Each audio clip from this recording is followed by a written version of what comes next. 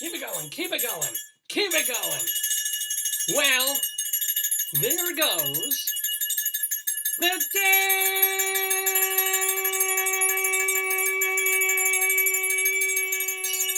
Daverhood. Good morning, everybody, and welcome on this Saturday morning to the 834th episode of the long-running radio show, internet show, video podcast program called Dave's Gone By, featuring me, Dave Lefkowitz, right here every Saturday morning from 9 until noon or thereabouts. And I'm not kidding. This isn't like the 8th season and the 34th episode of the 8th season, as you like TV shows and things like that.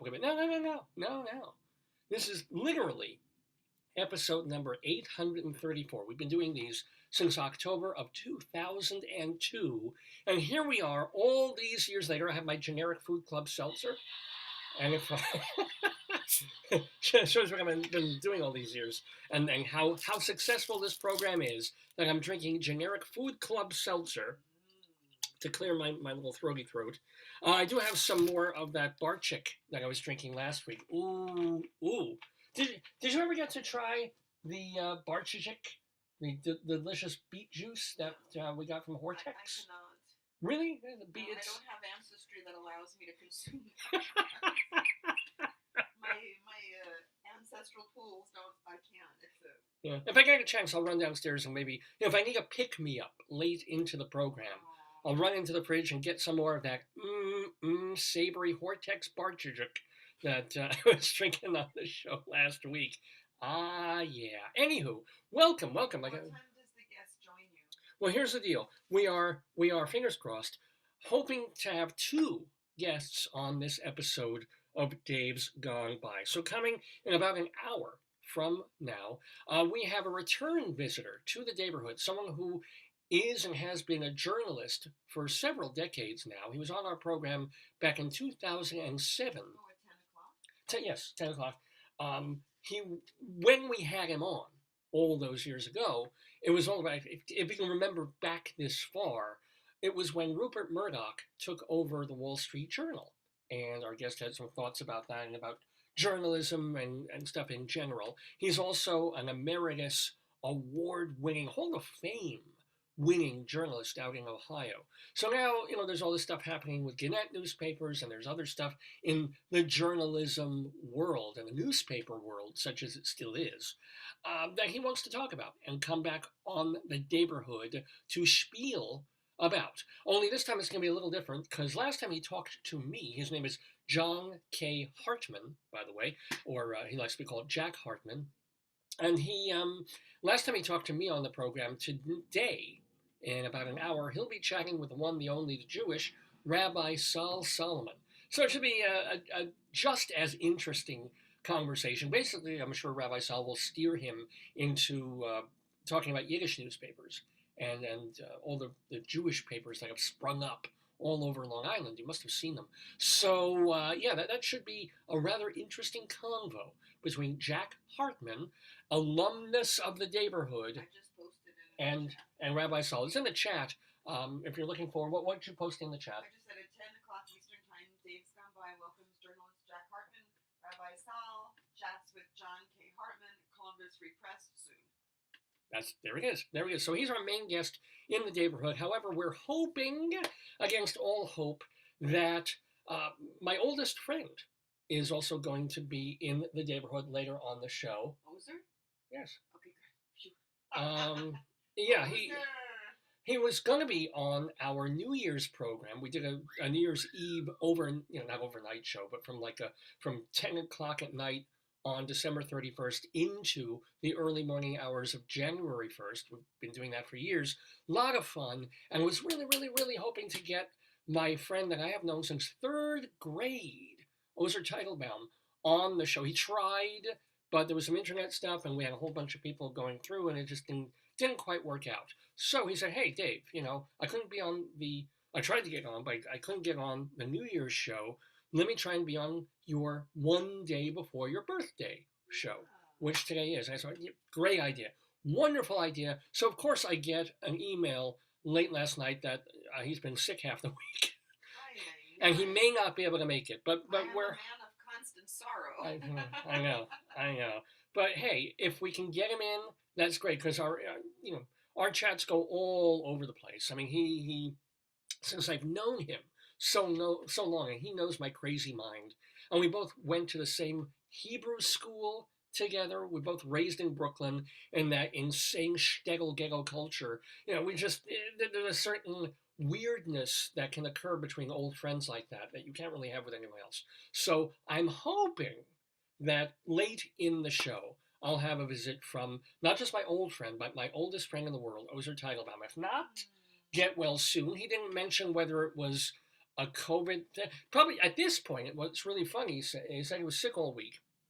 And I'm thinking, oh, wait, that probably wasn't COVID. Because now people are getting this Omicron thing, and they're not getting that sick. Yeah, but Omicron is a version of the COVID, the SARS, virus. It is. Yeah. But I'm saying if it was Delta, oh, yeah, I get it. But I'm thinking now he just has like flu. I think he's too shy. Well, that is true. He's not a very front forward. He's shy. Everybody's entitled to be shy. Not everybody has to be an extrovert. Well, like me. It's like I'm like the Once Upon a Mattress Winifred. It's like, I'm shy. Look at me, I'm shy. You're very shy, honey. You barely talk for like 3-4 hours now.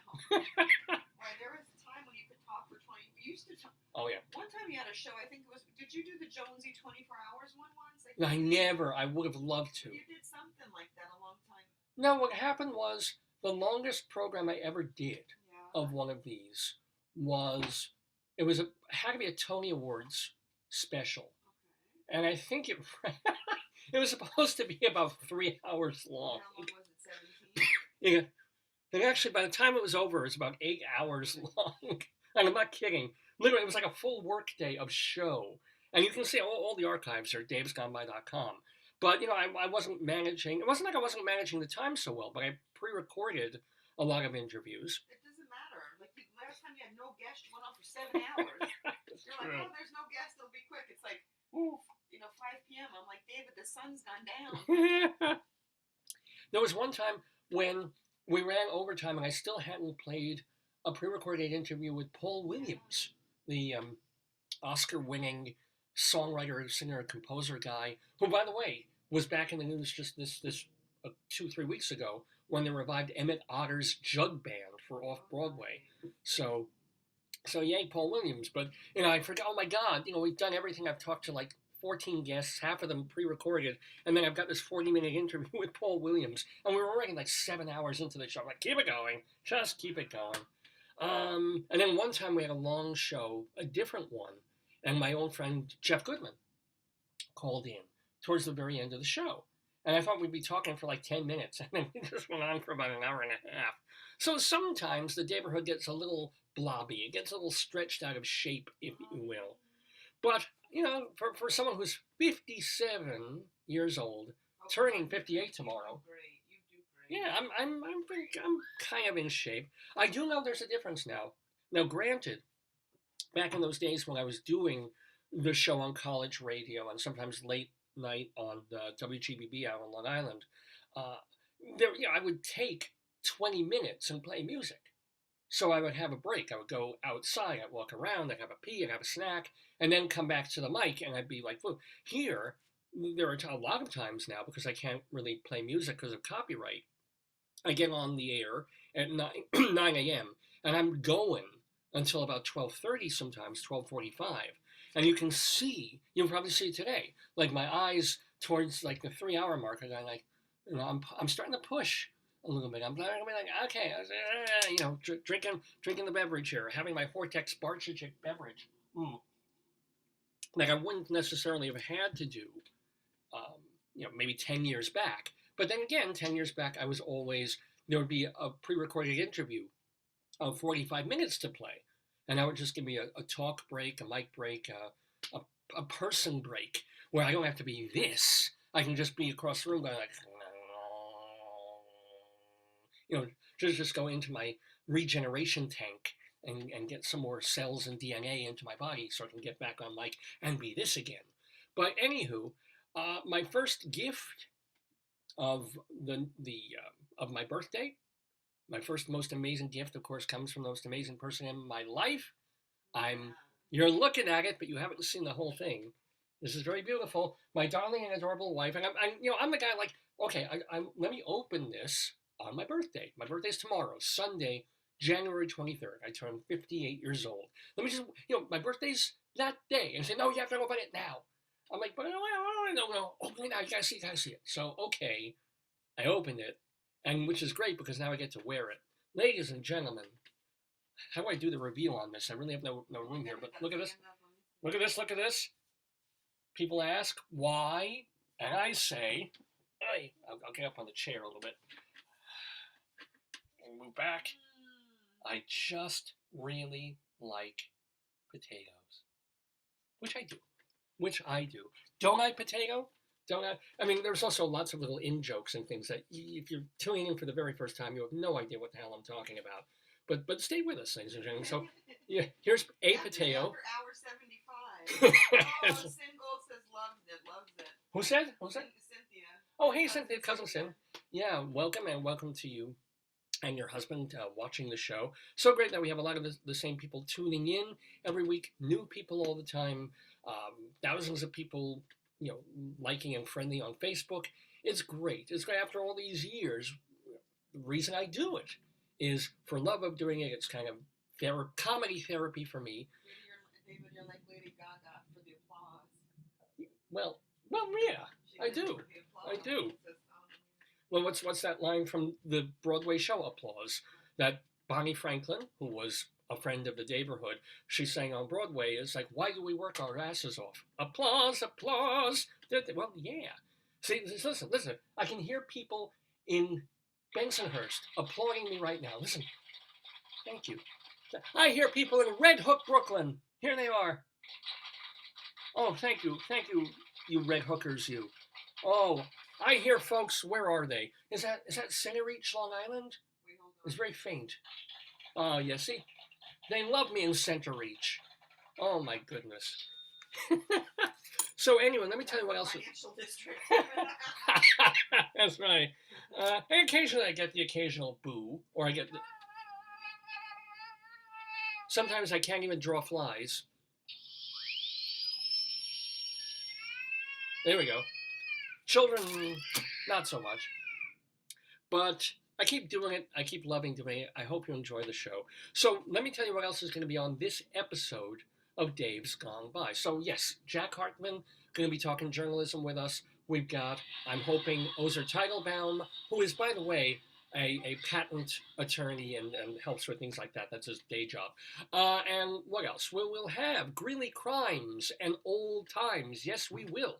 Because Joyce, my wife, and I lived in northern Colorado for a bunch of years, and the local newspaper, the Greeley Tribune, has 2 columns in it every week that have to do, they're intentionally funny, but they're based on real things. One is phone calls that come into the local police department, and another is items from the Tribune newspaper from 100 years back. We mix them up, and we call that Greeley Crimes and Old Times. Also, we will have our Today, Yesterday trivia quiz. I was incorrect, actually, in saying that we have 2 guests on this episode of Dave's Gone By. We have many more, because playing the Today, Yesterday quiz, which is just it's a fun little history quiz. You guys can play along at home. Cynthia, so Sin, people play in the chat. Sin plays in the chat. Stan. Oh, Stan Reisler, yes. A lot of people play in chats, or they'll just message me on Facebook. So people can play in chat. They don't have to. It's like that Wordle, which I don't understand, but you can play it passively too. Well, so please do, and that's coming up probably about an hour and a half from now of our, is it? Sometime around that, where we will be joined by David Sheward, former managing editor of Backstage and now a theater critic for theaterlife.com, culturaldaily.com, and a blogger at the David Desk. David Sheward will be with us, assuming she gets her phone or computer working properly. Leslie Hoban Blake, she's a theatrical director as well as a theater critic, and she co-hosts a show called Critics Circle on the Critics Circle YouTube channel with our great friend Charlie Gross. They will be joined this week by Don Perl, retired educator, at the University of Northern Colorado. He taught Spanish there for many years. He's a poet. He's also an activist out there in Northern Colorado. Great, great, wonderful human being, very fun guy. So he is going to be part of the Today Yesterday quiz as well on Dave's Gone By Today. We've got that coming up. We also have, our Colorado Limerick of the Damned. And as I mentioned, we lived in Colorado, so I've been writing a poem every week about a different place in Colorado. And today we go to Hermosa, or I guess they would call it Hermosa.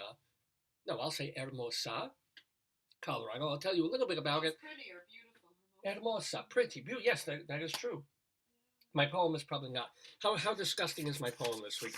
Let me do a little recon on that just to warn you. Yeah, it's gross, but it's not dirty.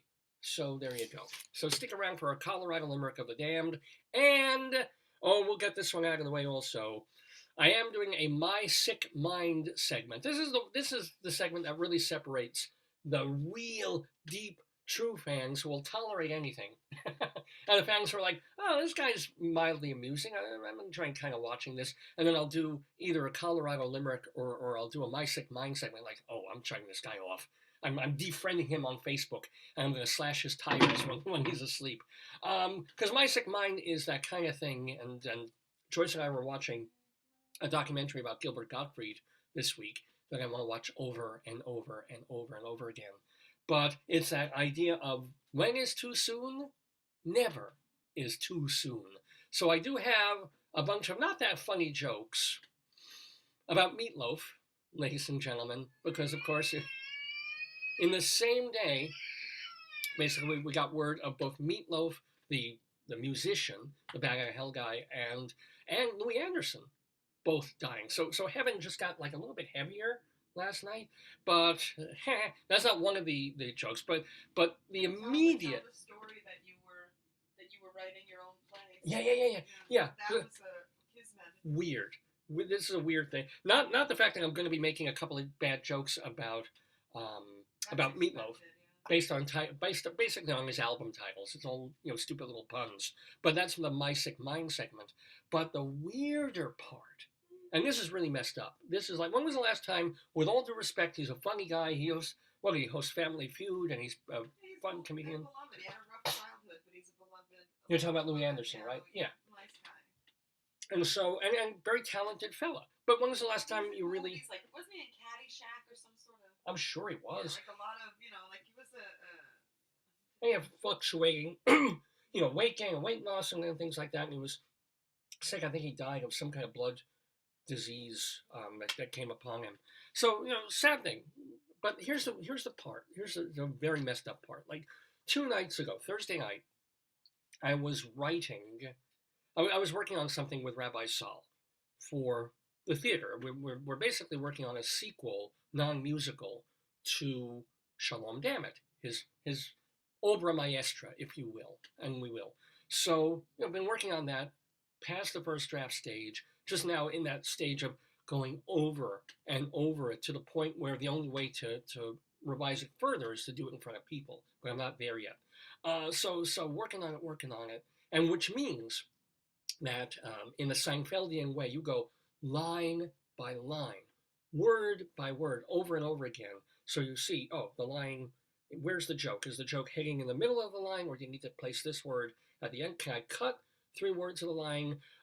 This word that I want to replace it with is 1 syllable longer, but you can say it faster. Does it have a better rhythm than these 3 words? This is what you do. This is what comedians do. It's what writers do. It's what Rabbi Saul and I do all the time. And you just go, and you just, sometimes you go into almost this vicious cycle around and keep coming back and back to the same sentence, the same paragraph. And you're like, I got it. And then you flip back to it 10 minutes later. And you go, no, I don't got it. This is going to be better. So you're doing this and you're doing this. So Rabbi Saul has a line in there where the joke, and now remember, this is Thursday night, right? Before the news had it all come out. And now the joke itself was written a couple of months ago. And now I'm just coming back to it in the revision, in the editing stage. And so I'm working on it, and the punchline, essentially, of the joke is Louie Anderson, right? And it's contextual. It's not just making fun of Louie Anderson. It's within a larger context. That has to do with how he is as an actor. Yeah, but it's also talking about comedians and cancel culture, and that's the broader scope of it. He was abused or something. Yeah, bad childhood. Yeah, but we weren't. It was an easy, silly joke within the context of a heavier conversation that's still funny, which is the whole idea of what Rabbi Saul does. But I was looking at it and going, literally, Thursday night, I'm looking at this line and going, okay, Louie Anderson, people remember him. It's easy to say, and yet, I had to check and see photos of him to see, is he still fat? Because it's sort of a weight-related joke. And if he's not, then the joke doesn't work anymore. Maybe I should go with, well, who's also big? And I'm like, well, I could say Gabriel Iglesias, right? But it's so long. It's like Gabriel, so many syllables, right? And people might not know, Louie Anderson, instantly recognizable. Iglesias takes that extra quarter second for everybody to go, oh, Fluffy. So I'm like, okay, let me call him Fluffy. But then if you use Fluffy, they might not immediately relate that word to this is what a writer goes through, right? They might not immediately relate that word to the comedian, and then Fluffy has an F and it's which doesn't have those hard consonants that Neil Simon would tell you would hit in a line. So like, no, let me keep it. Is there anybody else? Is there somebody, another big comedian that everybody knows who's at this? And I just was like, you know what? Gotta keep it Louie Anderson. And now we can't. People still know who he is. Yeah, people still know who he is, but I wonder now, because it's like, by the time this gets done in front of an audience, I think, the shock and sadness of Louie Anderson passing will have passed. Kardashian has the same sound. Yeah, well, if I were doing a talk about a fat ass, I would do Kim Kardashian, and a different fat ass of hers than anywho. Really going down the wormhole. But the whole messed up part of it was, like 10 hours later, I'm at lunch checking, or whatever, many hours later, I'm at lunch checking the news feed, and so it's like, comedian Louie Anderson dead. Yes, just when we were taking the receipt of several non-HP toner cartridges in at work, I was checking the feed, and suddenly comedian Louie Anderson.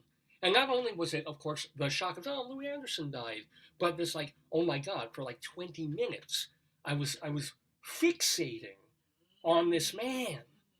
Maybe at the very moment that he was passing from this world. It could have been, the script is like 20 single-space pages long. It could have been on any other line in this piece. And there Rabbi Sal and I were, looking at Louie Anderson, right?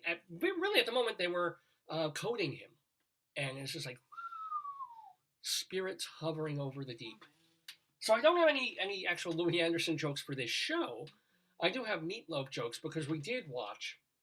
How did you like the Gilbert Gottfried documentary? I thought he was a lucky duck.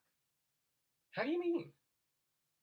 Because he's like, so his family is very much Depression era, right? Like, he saves the soap, he's very, but he married a beautiful woman who loves him and really supported him. I think without her, he would be living in a studio, like a hoarder, without a life. But he's got 2 kids. He's got a really good life. I think yes. He was very lucky to find a partner. Right. But at the same time, he's a sweet guy, obviously a brilliantly talented guy.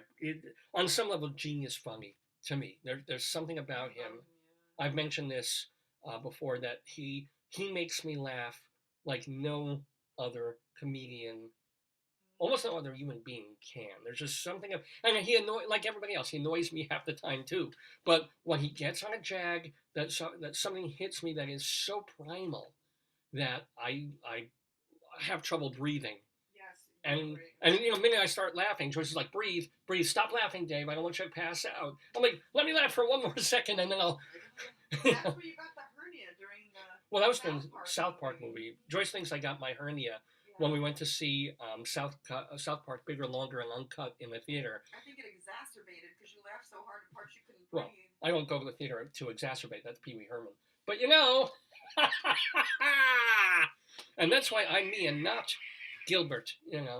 But this is just expiation for me in the sense of if you are offended that within 24 hours of everybody hearing about David, meatloaf, yeah. Trevor said, "Hey Dave, you don't look your age at all. You're still looking like a young man." Who said this? Trevor. Thank you. Meanwhile, Trevor Vassell, who's a guy I worked with at WGBB, he's still there. He does a lot of gospel programming at the station and also board operation stuff. I mean, he's got to be, I think, like early 60s, and he looks 40. I know he has children. I think he has a does he have a Oh, I think he has great grandchildren. That's an amazing thing. He has 19-year-olds, and those are his great grandkids. No, but Trevor's a sweetie. Trevor is a. Yeah, I'm just saying, and he looks amazing. I saw that the studio was new because on the Facebook I saw, I was like, wow, they updated the... Please, WGBB, take me back! The studio was beautiful. I know! And they're 4 miles away now. I used to have to schlep my ass to West Babylon, Long Island. He's LOLing. Yeah. Well, Trevor, can you get me on the air? You know? Obviously, I won't be playing gospel music. Obviously, any fans of yours I would alienate. That the gospel that you practice predates, like it's early gospel. Yeah, Old Testament. Old Testament. That's true. No, I don't think there are any rabbis who would have me on either, quite honestly. I told you that story. When Rabbi Saul was doing Shalom Dammit at some venue, I think probably in New York or somewhere, and there was a chassid in the back checking the thing out, and he left at intermission. Oh, really? Yep. Black Hatter, because it was a cute little show about Jews and Jackie Mason. He probably was, it's good, come, everybody. I don't think it would come to this. I don't think they're allowed to go to your secular culture. But he was probably doing recon. No, but I don't think you should have even been there because you're not supposed to have cable. You're not supposed to have like the Orthodox kids who were playing when I was in Cedarhurst, when they had video games, they were religious. It was all controlled. Like, you can't have open access to media. So. But then again, if you open these local Jewish newspapers, they have the concerts. Yeah, they but have they're these all things. within the culture, right? Like, you're outside. Right. You're not Well, in the if you see somewhere that there's a rabbi doing a show. Yeah, but look at the name of the temple. Well, that's not on. Temple Sons of Bitches is not on the flyer. That's the clue. Like, yeah. And there must be like a directory where they can type in your name and see if you're a real rabbi. Oh yeah, I'm sure. I'm sure that you can. Although there are probably Solomons out there who maybe Shlomo Solomon. Solomon or Solomon? Solomon. Solomon. Solomon. I should know that by this time. Owen. Solomon. Not like Salomon Brothers. Solomon. I'm hoping Rabbi Saul comes up. What? There is. Rabbi Saul does Jewish and interfaith weddings in Miami. Solomon, right? Yeah, I don't know the first name. Oh, well, there's a lot of Rabbi Solomons. But it's like, it's Saul Rothstein. That's a little different. But he does interfaith weddings and stuff in Miami. And they wouldn't like that either. Rabbi Saul. Oh, no, the Chassids would not like a rabbi doing interfaith weddings. No. Rabbi Saul, the beautiful thing about him is, if a man wanted to marry a camel, if you pay enough, Rabbi Saul, oh sure, absolutely. Want to marry a rock? This is fine. If the rock obeys some of the Jewish customs, not all, but some of the Jewish customs, and you love the rock, and the rock loves you, and the rock can be a pretty good actor in a comedy. So go ahead. Rabbi Saul is open. That way. The first one that comes up is this other Rabbi Saul. It's probably an ad in Colorado. Yeah, but see, so I'm sure they sent this rabbi. Like, oh, there's a thing. You better look at it to see how are we portrayed. Is it a real thing? I wonder if he was fake because I doubt that could happen. I just don't think it could happen. I don't know. I mean, how else do you have what's his name? Not Harvey Weinstein. The telethons. For the Chabad telethons. How do you get John? How do they know who John Voight is? How do they know who Carol O'Connor is? I don't know. Exactly. They're second. When one of the best parodies. So they're unorthodox. Well, they are, but they're in the world a little bit, like the group 613, the a cappella group. Yeah. They did a wonderful Hanukkah parody of Taylor Swift's "Shake It Off." Somebody had to know that song. Somebody listened to the Taylor Swift song "Shake It Off" in order to transmute it into Hanukkah, Hanukkah, Hanukkah. Is that illegal? No, it's a parody. Parody's protected, and they probably got She just permission. said the thing. Yeah. Observant Jews watch movies. Yeah. But they're Orthodox. Like, I don't know. Like, it's different between. Yeah. And we're observant Jews love black on Asian porn. I don't even know. Anywho, where the hell am I going with these things? So no, I wanted to tell you about Gilbert. About Gilbert. Gilbert, who does things to me. And that was David, it says here. Yeah. Right? It says amongst the concerns, improper images, taking 2 hours for something without any substance, perspective gain from the movies. What gain from the movie? Well, perspective, like it might be something bad, and going to theaters and not following the ways of Gentiles. So not following the ways of. Well, that's one that Shalom Dammit actually adheres to. Shalom Dammit does not adhere to the way of Gentiles. But it's more than 2 hours of distraction. You know, For a couple of jokes, Shalom Dammit adheres to the way of genitals, but not necessarily Gentiles. Oh my God. So, but the hard part of me watching Gilbert after watching that documentary was then I had to go and work with Rabbi Saul, and I couldn't get his voice out of it. Now suddenly I'm trying to read, every time I read the script, I'm hearing Gilbert, and it's different. It's obviously related because Gilbert's Jewish and he's got the comedy, the rhythm. Both yell. Right? But Gilbert is a very different, yeah, I would play. But Gilbert goes to a very different place in a very different way. And now I've got him in my head, and it's just not, I'm like, get out of my head, Gilbert. Gilbert, get out of my head. Give me a cup? This is for the rabbi. Can you, I don't know where my other cup, it's right there, it's on the window. Oh. So anyway, if I have time later, I actually tried to write a joke in the manner of Gilbert Gottfried. Maybe I'll do it. Yeah, if I have time, I'll definitely do it. I don't know if it's the greatest joke in the world, but it kind of, if it were in the context of the documentary and Gilbert were doing it, it would be hysterical. With me doing it out of context and me being me and not Gilbert, I don't know if it work. Anywho, that's why I do what I do and he does what he does, and Potato's got a potate. Look at this. We found this in a 99-cent store, and it was $1.50. So much for 99 cents, but worth every penny. Look how beautiful. Why don't you take it out of the bag, no? Well, but it's pristine. Well. And if I take it out of the bag, the resale value goes down like 30%. Right now, I paid $1.50. I could probably get like $1 back at a yard sale on this. I don't think so. I think you out of the bag. 5 cents. 5 cents. No, it's a beautiful potato, and it's no. Tell the Twitter story I sent you. Which one? Oh, Joyce shared with me. There was a terrible, terrible accident about a day ago on some highway where, nobody was injured, thank God, but a potato truck. I think it was like Minnesota or somewhere. It flipped, and there were like thousands of potatoes scattered along the road. It's a setup for a joke, but it actually happened. There wasn't that much information. It was just basically typical traffic accident, except these potatoes were spilling all across the highway. So I'm figuring, first of all, when they got the medics in there, they had to send a MASH unit.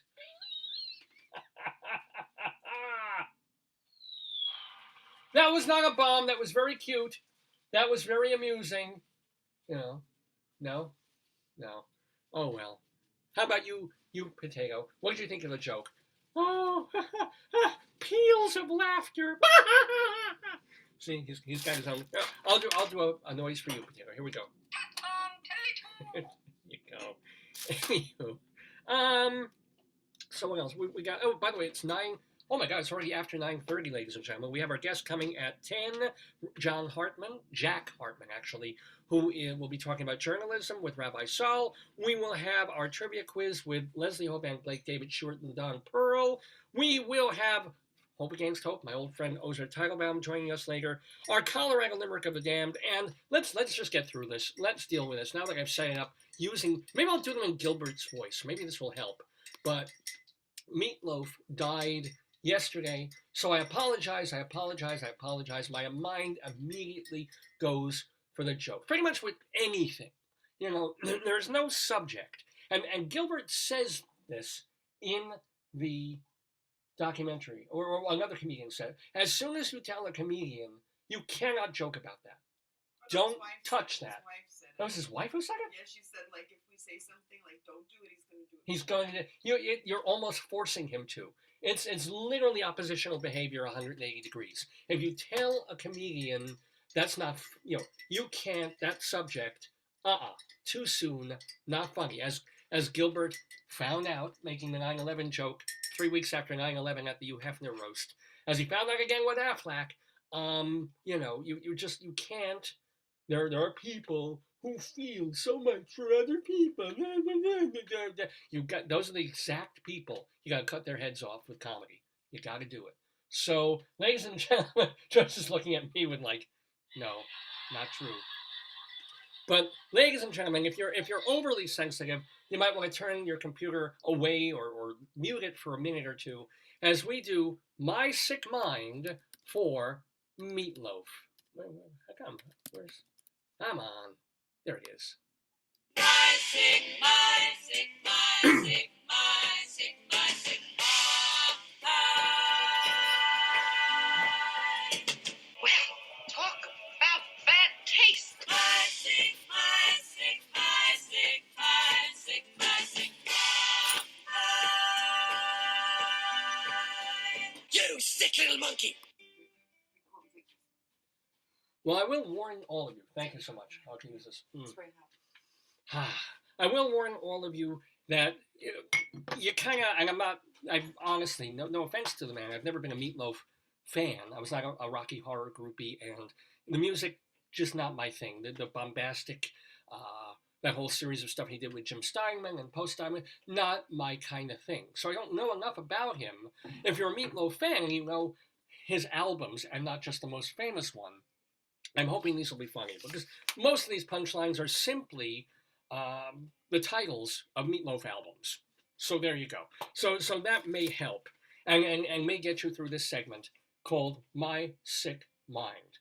All right, are you ready, dear? Are you ready for this horror that's about to happen? Okay, all right.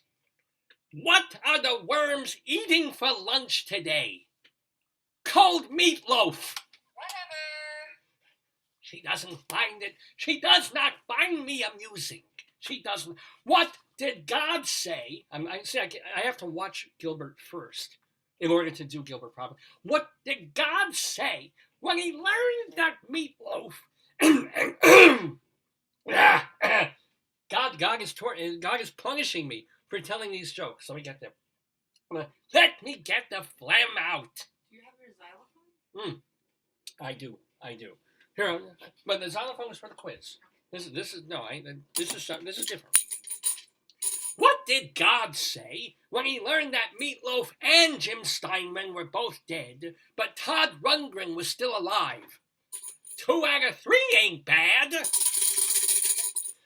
Yeah, they don't get better than that one, ladies and gentlemen. If you compare Meatloaf to a dead whale, what do you have? A dead ringer. I should have rewritten that one because I already had dead in the okay. Because Dead Ringer is the name of one of their albums. What did the devil tell Meatloaf when he pulled him to the underworld? Heaven can wait. See, Are these his songs? These are album titles of me. See, yeah, if you don't know that, there's another one. Who was it? I don't know any. Who's a big Meatloaf fan? I don't know anybody. Nobody's a big Meatloaf That's what I'm trying to figure out. No, but nobody in the world is a big Somebody Meatloaf. on Twitter did something very funny. Yeah. They did I would do anything but that, and did a flowchart. If yes, then they did another Oh, song. that's cute. If no, do another song. If yes. Well, okay, that's going to be a punchline way down at the bottom of this list, ladies and gentlemen. Songs, David. I don't know if a lot of people know his songs. What's the first thing Meatloaf saw when he reached the underworld? What? A bat out of hell. Okay, everybody will know that one. All right. I don't know that. What did God say to Meatloaf when he reached heaven? What did he say? Welcome to the neighborhood. Whatever. But I don't think anybody knows. Nobody's getting it. You have to go to the wiki page Nobody and knows look at the these list of songs. the You have albums. to find I know. How was Meatloaf taken to the afterlife? Hell in a handbasket. Yeah, hell in a hand. I'm just going to keep repeating it as Gilbert does, and then by the 15th time it becomes fun. Hell in a handbasket. In a handbasket. Maybe I should do this one as Old Groucho. After a stop in heaven, where did Meatloaf go? Back into hell. That was one of the albums that Meatloaf used to do when he was alive. And they were making record albums, and they put the songs on the vinyl, and the vinyl would go around and around on a turntable. Now, see, the turntable would have different speeds. So, if you love Gilbert, you know where that old Groucho thing is. Okay, got two more of these to get through this. What did Meatloaf's widow say when the coroner asked if she would clean his body before this one I like, before they put him in the hearse? I'd do anything for love, but I won't do that. Come on, that's a good one. Okay, and finally, I do. Somebody has to. When Meatloaf died, this one's right up my alley. When Meatloaf died and his bowels relaxed, what did he make? A hot patootie.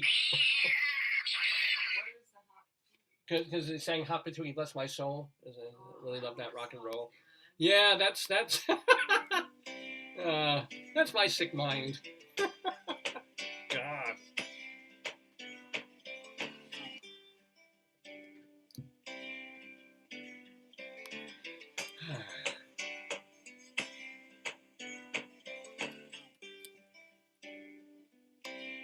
Anyway, it's about 20 to 10 Eastern Time here in the Daverhood. I'm Dave Lefkowitz. If you know this program and you want better quality material than that, you have to go scoping through our years and years of material at davesgoneby.com. We have saved as many of the shows as we possibly could, going all the way back to our early years just on radio, just on WGBB, where Trevor is, and then on college radio, and then we did some internet podcasting for a while, and now it's the weekly Facebook video cast. All the episodes for free, streamable or downloadable at davesgoneby.com. Plus, we put our archives on our YouTube channel, which is Dave's Gone By, on the archive.org platform, where they just gather. It's a nonprofit website gathering material from years and years and years of old-time radio, old-time TV, books, public domain things. Archive.org, we have a channel there. And then also, if you just want the audio, castbox.fm. If you're into the podcasting realm and you want to take us on the go, you don't need to watch the show, you just want to hear this stuff, castbox.fm, there's a Dave's Gone By channel as well. And finally, if you're on Long Island in Nassau County, and you get Altice, the cable provider, Channel 20, Tuesday nights from 9:30 to 10:30 p.m. Eastern Time. There's an hour-long random excerpt of Dave's Gone By. So, so lots of different ways to check out and tune into this program. And, of course, find out all about it and what we're up to and what's coming up next on our main page, davesgoneby.com, plus, of course, this Facebook page, Dave's Gone By. Well, hon, are you ready to get some crime in? While we're here before Jack Hartman comes in? Oh, is there enough time? It's Yeah. 15 minutes. Yeah, we've got 15 minutes to do some Greeley crimes at old times. As I said, this has to do with real, actual stories that are compiled weekly in the Greeley Tribune. One of them is called Cop Log, which is about phone calls that come into the local police dispatch from people who are seeing weird things in the neighborhood. And then also, we mix those up with another column that Mike Peters does called 100 Years Ago, where he looks in the papers back in early 1922, 100 years ago, and finds things that were in the newspaper back then that are a little odd and fun to modern eyes. As I said, we mix it all up in Greeley Crimes and Old Times.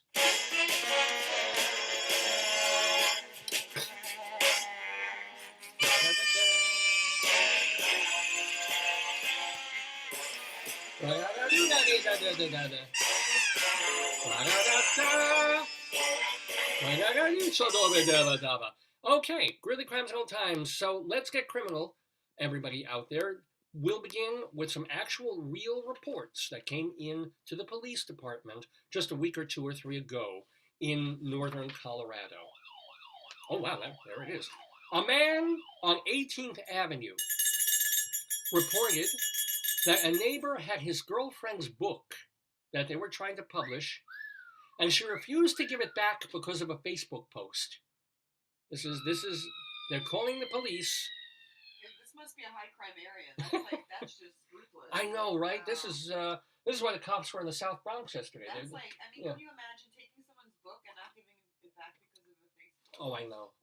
It's just, That's not right. It turns a whole new chapter on crime, you know. I know, that wasn't bad. That was bad.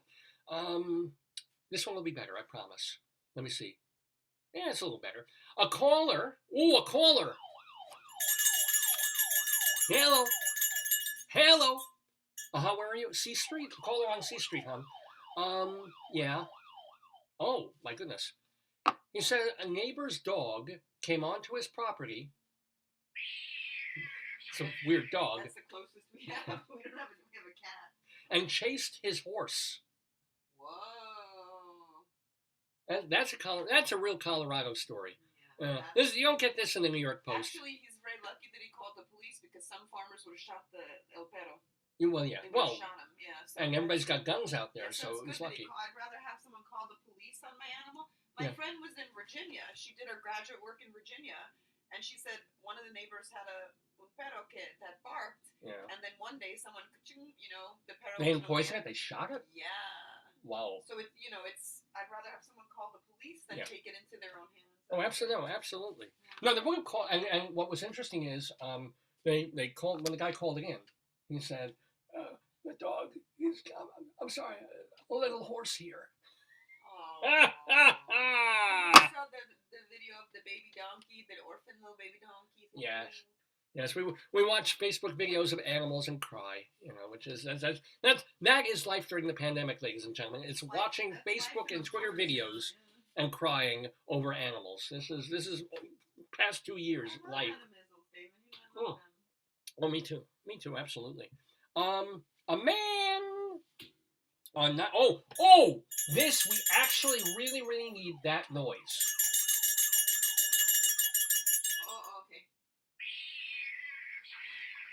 A man on 19th Street Drive reported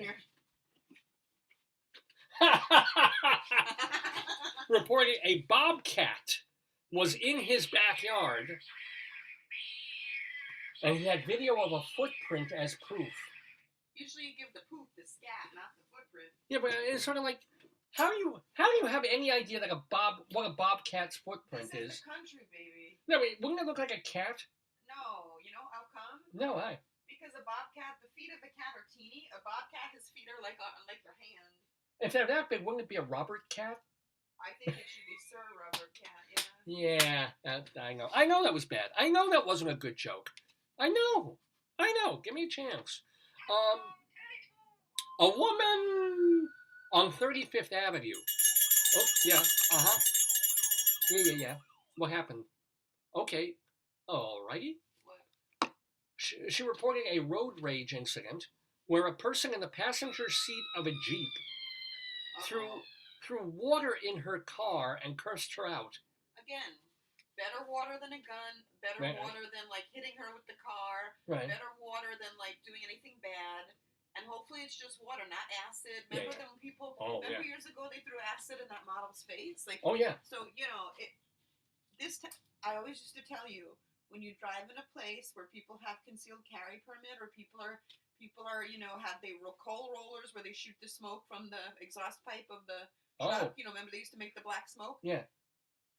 Cool as a cucumber. You do not know when you turn to the left or the right or front or back, you don't know what that person has. You don't risk your life, over a U-turn or over a, merge in a lane. Absolutely not over a U-turn. Over going in front of me, passing on the right. I will risk my life on that. Wow.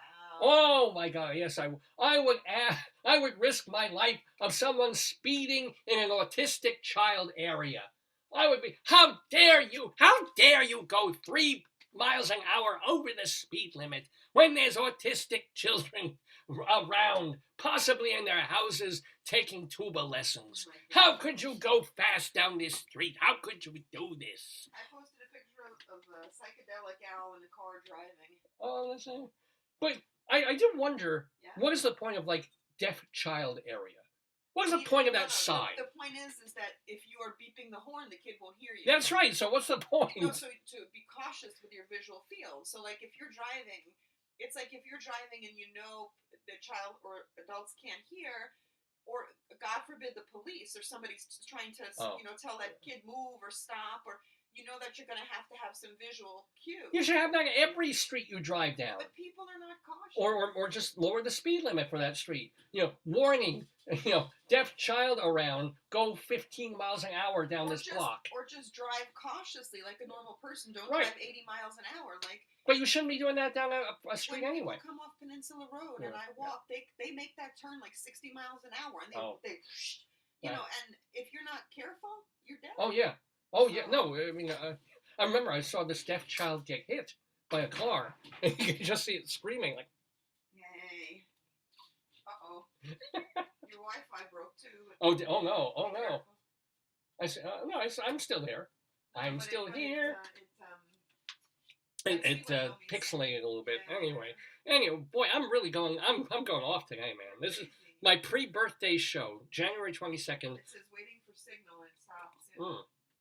Sorry, folks. If you're losing me a little bit, there's not really much I can do about that. I'm just doing the show. And again, if you miss parts of it, or for some reason we're gone, you can always tune into the archive at davesgoneby.com. Let's get back to Greeley crimes and old times. Let's do some old-timey things, because we've got our guest coming in just a couple of minutes. This happened. This was in the newspaper back in 1922. A bride and groom. Wait. No, this is old. Do you have like tactone down maybe? There we go. Yeah, a bride and groom suffered a severe problem immediately after their wedding. Oh, God. They were married in the bride's home, Oh. and as they walked out the door, Yeah. a group of men in a car pulled up, Yeah. jumped out, and kidnapped the groom. Usually it's the bride. Yeah. What kind of... Is this like a Brokeback Mountain? Well, check this out. The bride, Yeah. a graduate of the State Teachers College, you may know that one, Good girl. she found him hours later, Oh, no. locked up in city jail. Yeah. When she identified him, he was released. Yeah, What did he do? kidnapped, you think? Kidnapped? These are like probably the guys, like frat buddies. I was going to say probably didn't have a bachelor. What is it, man? Bachelor or bachelorette? Bachelor. Bachelor party, So he yeah. probably didn't have a bachelor party, and somebody said, we gotta... Right. And then everything was fine. They got a little drunk, but not out of control. They had a stripper, but they didn't touch her or anything. But then they went 5 miles an hour fast in a deaf child area, and the cops got him. Rightly so. Rightly so. Because you don't go that fast when there's deaf children around. You don't. Blind children, sure. But deaf, you do not go 5 miles an hour fast in a deaf child area. Anywho, Dorothy Sherman, age 19, of LaSalle, got up in her sleep on Thursday morning, dressed herself in her brother's and her father's warm clothing, No. and started walking. Sleepwalking is very dangerous. Oh, yeah. She was awakened by a passing car Oh, God. while on the LaSalle Evans Bridge. What? Yeah. Sister's lucky she wasn't under She was awakened by a car and not not awakened by a car going too fast in a deaf child area. She found an office and called her dad to pick her up. So she made it out okay, but wow. Let's do an alert. We have an ew alert. Sometimes we do alerts on Greeley Crimes and Old Times, and this is just letting you know it's a special kind of a story. This is not a Lupton alert. This is not a hobo alert. This is simply like an ew alert, because it's going to be something kind of disgusting. Are you ready, hon? Yeah. Are we ready for everybody go ew? Ew! Ew! Ew! Here's our ew alert. The first Greeley Fire Department call for 1922 was to the barber shop on 7th Avenue. It was a pile of greasy rags behind the shop, and nothing else was damaged. Imagine, would you, ew. This idea of not just greasy rags, because behind an automobile thing, it wouldn't bug me, but there's something so incredibly gross about, like, greasy rags behind a barber shop. What was on there? Like old hair sebum or something like, or just the stuff that comes off, the shaving cream. I think I would rather be in the fire than touching the greasy rags before they went on fire there. I don't know, maybe not. But before we get to our guest, we have a couple more minutes of Greeley Crimes and Old Times. I want to let you know, let's see, I can wait on that. Let's do elsewhere. We sometimes do a story that isn't from northern Colorado in Greeley Crimes and Old Times. This one comes from Portland, Oregon. Lovely place. Portland, Oregon, and this is the perfect thing! Oh my God, hon! You want to talk about serendipity? Check this out. What did you ask me when I was getting the show ready? What did you say I should make sure that I have? Your hemorrhoid cream? Besides my hemorrhoid cream. And that's for the rabbi, not me. What? Take a look. What did I? Oh, the yodeling pickle. The yodeling pickle. Like, making sure that I had with me. Because sometimes I have it, sometimes I don't. It's not a part of every single show. The yodeling pickle. And yet, on this particular episode, without Joyce even knowing this was coming up, here's serendipity. Here's a story out of Portland, Oregon. Someone is in a pickle.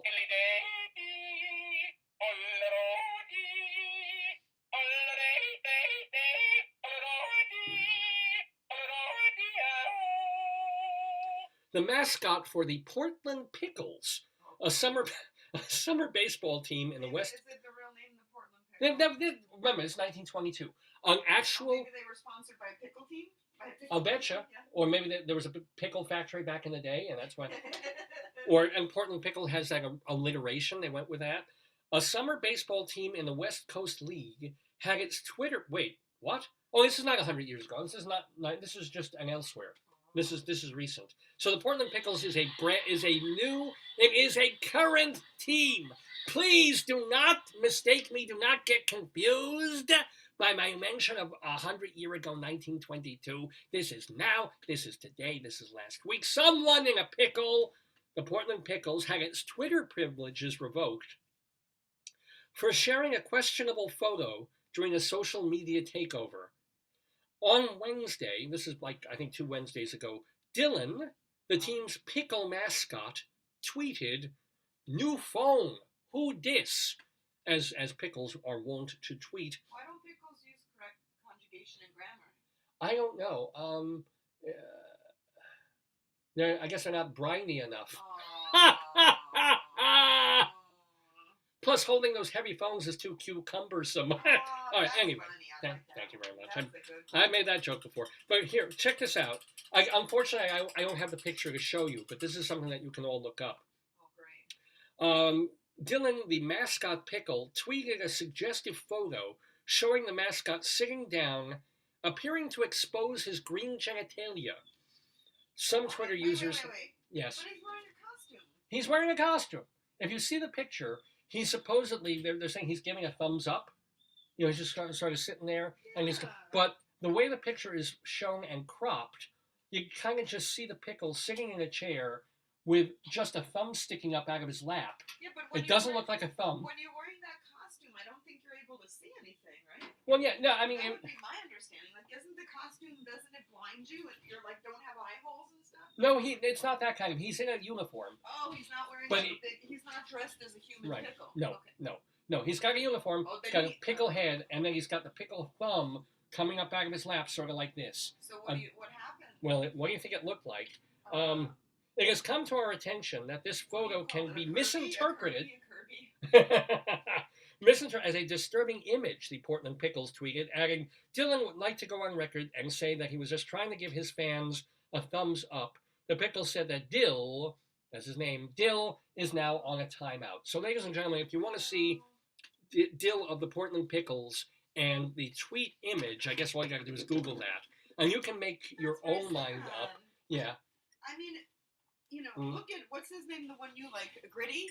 Gritty, Oh, I love Gritty Gritty. does that in a heartbeat. Like maybe the pickle guy just wants to. No, get but Gritty does not take his big orange dick out. Okay. He's got the googly eyes. He's got the fur. He does rude things as a mascot. But yes, he doesn't say, "Hey, here's this. Somebody find me a deaf child." No, he doesn't do that. Anyway, it's 10 o'clock. Oh my God, gotta get Rabbi Sal Solomon here. You have been watching or listening to Greeley Crimes in Old Times on Dave's Gone By. Mr. Horace Greeley was no fool. He was not. I'm sure that you'll agree with me that Greeley was no fool. What he is getting at is that Mr. Greeley was no fool. Yippee-yi, yippee-yi, yippee-yi-yi-yi, yippee-yi, yippee-yi, yippee-yi. Yay!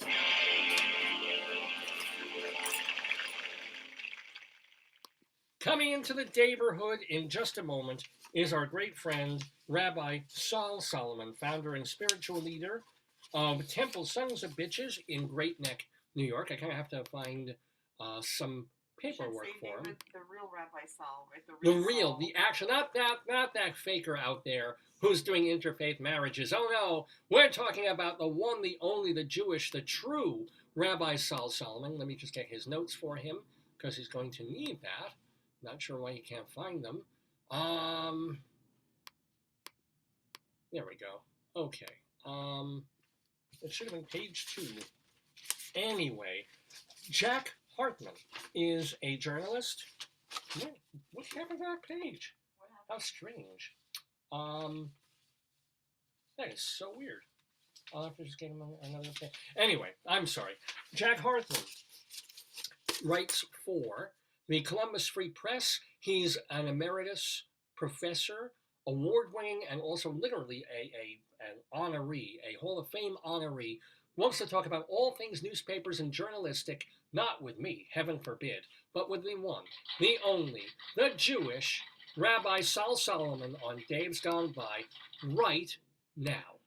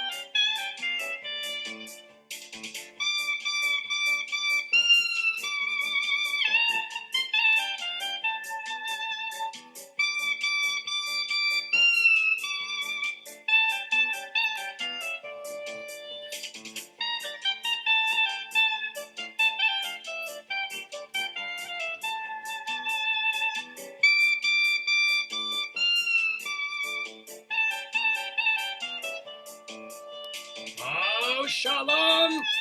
Shalom, my friends. Shalom, my enemies. This is your old pal, Rabbi Sal Solomon, founder and spiritual leader of Temple Sons of Bitches in Great Neck, New York. And I'm talking to the chest of a journalist that has been on this program back in 2007. His name is John K. Hartman, a.k.a. Jack Hartman. Let me tell you a little bit about this man, if I can just find the thing here. And he does have really nice nostrils there. If we could just tilt the camera a little better, that would... Oh, there we go, much better. He is a writer for the ColumbusFreePress.com.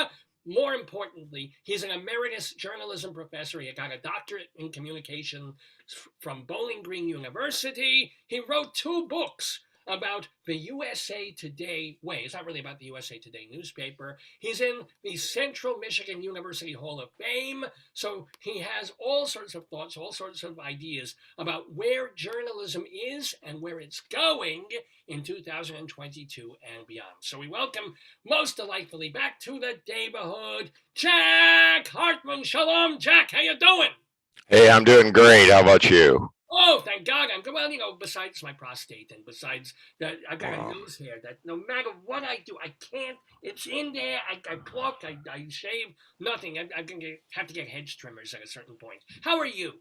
I'm doing great. How about you? What a pleasure after 15 years. I know. Well, you didn't even talk to me. You talked to Dave, who is Oh, the okay. host of this program. I am Rabbi Sal. Now, you're not. Okay. What, if I may ask, since I'm being journalistic here and I'm digging. What religion are you? Methodless. I'm so glad I asked that question. Methodist. I've never heard that before. Well, you know, the Methodist Church is trying to split into the a gay-friendly division and the not friendly toward gay division. But I'm not making that up. No, I had no idea. Yes. And are you? Which division are you in? Oh, I would be in the gay-friendly division. Oh, okay. Yeah, yeah. Well, I know this. No. It's not, yeah, okay. Mazel. Are you happy or are you just regular, or what's your, or do I what or no what? Ha! What am I saying here? I don't even know what I'm saying. Are you a gay person yourself, or are you just No. I'm just good a for straight you? You're in guy. law. Good for you. Just a straight guy. Bless your heart. Are you married? I don't even know. You have Yes, only 54 years. Mazel McGlick. How did you meet your wife? Uh, This question you're affected by the other question. You will not believe the answer. Okay. Church camp. Methodist summer church camp. I was all of 14 and she was all of 12. I'm not making it up. No, this is lovely. This is like a Jerry Lee. It was at a lovely lake called Lake Piedmont, which is about 125 miles east of Columbus. Lake Piedmont. I've done that. I've peed in Lake Piedmont. Yeah. And that's how it all began. Mit Mazel. And so all these years later, married youngins. Oh yes, we have three grown-up daughters. They're the delights of our life. They're all highly successful professional people with great husbands, 7 grandchildren. Oh, Mit Mazel, you're populating the earth. This is so good. Everybody's we're very lucky people. We've had big, long, fulfilling lives, and now you Jack Hartman, you have had a fulfilling life in journal. I mean, if I were a college professor, if I were a guidance counselor, I don't know if I would tell a kid, "Oh, get a journalism degree. Oh, get into investigative journalism or entertainment journalism." Sure, maybe, but how you got lucky, sort of, or not? How would you say? You know, here's the thing. When I was a professor at Central Michigan, for which I was there for 31 years, I would have students come in and they would say, "Well, my parents want me to go into a field where I'm going to make a lot of money." Okay. And I would say, "Well, that's nice, but what do you want to do with your life?" "Well, not necessarily what all the parents wanted them to do to make money." And so then I would say, "Well, then you better be good at if you're not doing what your parents think you should do, then you better be pretty darn successful at it. And then you won't have any problem. If you fall flat on your face, then they'll say, 'I told you so.'" But I was very lucky. My parents never said, "We want you to go out and make a lot of money." My parents wanted me to do what I was interested in. And when I was growing up, I was a big sports fan and I loved to play sports, but it wasn't that good except in tennis, which I still play today. My dad kind of guided me into becoming a sports writer. And so I went off to college to become a sports writer. And about halfway through college, I started reading the front page before the sports page, and that's kind of continued ever since then. But I went into journalism because that's what I wanted to do. That's what I was interested in. But back then it was a real, it wasn't, okay, it's not doctor lawyer, but you could make, there were jobs. There were jobs. It didn't pay that well 50 years ago. Journalism did not pay that well. Newspapers hadn't quite hit the heyday. But after a while, pay got better. And I was 5 years as a copy editor at the Toledo Blade newspaper. And then in 1984, I joined the faculty of Central Michigan University, and I took a $15,000 a year pay cut because that's what I ultimately wanted to do. Academia for you. I wanted to be a journalism professor. That was my ultimate goal because I wanted to stay in journalism, but I also wanted the freedom to be involved in politics. And there's no more freedom than being a tenured journalism professor in the world, at least back then. Today, not so sure. Yeah, no, today not so. So, wait, what stand did you take 30 or 20 years ago as a professor where you was like, okay, I may be on an unpopular position here, but I'm taking this stand and. Yeah, well, the president of Central Michigan University 30 years ago was not exactly my favorite. And, and it's hard to think kindly of someone that wants to liquidate everything but the business department and the athletic department. And so I used to denounce him at the beginning of class every day. Wait, I denounced him that at the is so beginning of class every day, and I got away with it. I got away with it. Different. I got it. So, oh wow! I couldn't do that today. I couldn't. You couldn't do that today. I had a colleague at Central Michigan who was fired because he quoted 8 seconds of a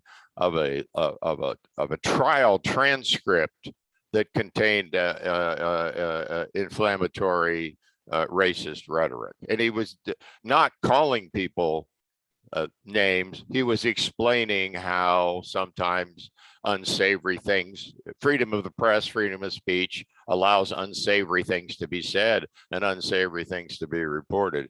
And he got fired. How long This ago is was in the that? last. This is in the last 3 years. That makes sense. It was in the last 3 years. So everybody's afraid of everything. People are afraid of speaking out. Wow. Well, you know what? I'm going to say shit, fuck, tuchus, just because I can. Exactly right. Say it exactly. With me. Shit. Exactly. I'll pass. You'll I pass? got grandchildren might be listening. Oh, I'm sorry. I'm very sorry. Not that they haven't heard those words. They probably have. They heard them from me, I'm sure. But not from me. No. Let me ask you, though. In your years as a writing journalist, as an investigative person, Right. As a writer, is there an article or series of articles that you are most proud of that you're like, oh, this was my heyday? Well, you see, most of my writing was done 50 years ago. I was the sports editor of a newspaper in Ohio. It was actually my hometown, Ashland, the Ashland Times-Gazette. When I was at the Toledo Blade, I was a copy editor, so I wasn't doing investigative journalism at the time. But skipping to more recently, since I started writing for the Columbus Free Press, which is a progressive newspaper, now a website in Columbus, Ohio, almost 7 years ago, I wrote a series of articles, including a very long, in-depth article about a man by the name of Tom Noe, who was from Toledo. I knew him because we lived in Bowling Green for 34 years until we moved down to the Columbus area here 13 years ago. Anyway, he was a coin dealer, and he got in some trouble because he sold the state of Ohio on investing state money in coins. And he was very involved in politics, and he had some enemies, and he might have been a little bit arrogant. Anyway, he got sent to jail for 20 years. And I thought, wait a minute, 20 years in jail for white-collar crime? That's not right. That's not fair. That's not the American justice system. And it really was because he had ticked off both political parties and the publisher of the Toledo Blade. And so they wanted to punish him for other things. So I wrote this article about, free Tom Noe. And it had the most hits of any article I've written for the Columbus Free Press. It was in the hundreds of the number of people that read it. I got all kinds of comments and so on and so forth. And I wrote the governor, several times and so on and so forth. And of course, Tom Noe and I come from different political parties, but to me, it's not a political issue. It's a humanistic issue. It's a common sense issue. You don't put someone in. Nobody was, money was lost, but nobody was personally injured. You know what I'm saying? It was just was white collar crime. That's all it was. Well, COVID got Tom Noe paroled in the middle of COVID a year and a half ago, and the prisons in Ohio were bastions of COVID and everything, and he got paroled. After how many uh, years? How long was he in? oh, the better part of 12 years. Oh, so he Better part of gave 12 time. years, yeah. Wow. And he got paroled, and in the process of, I got to know his sister. I got to know other people, that were interested in this topic. And now Tom and his wife subsequently got married after he was released. We're Facebook friends. And hopefully, they have an open invitation. They live in the Toledo area. When they come to Columbus, we'll go to dinner. So that was probably the most impactful article and topic that I ever worked on, and I'm very proud of the outcome. Probably helped on some. But I still don't agree on political issues with my friend Tom Noe.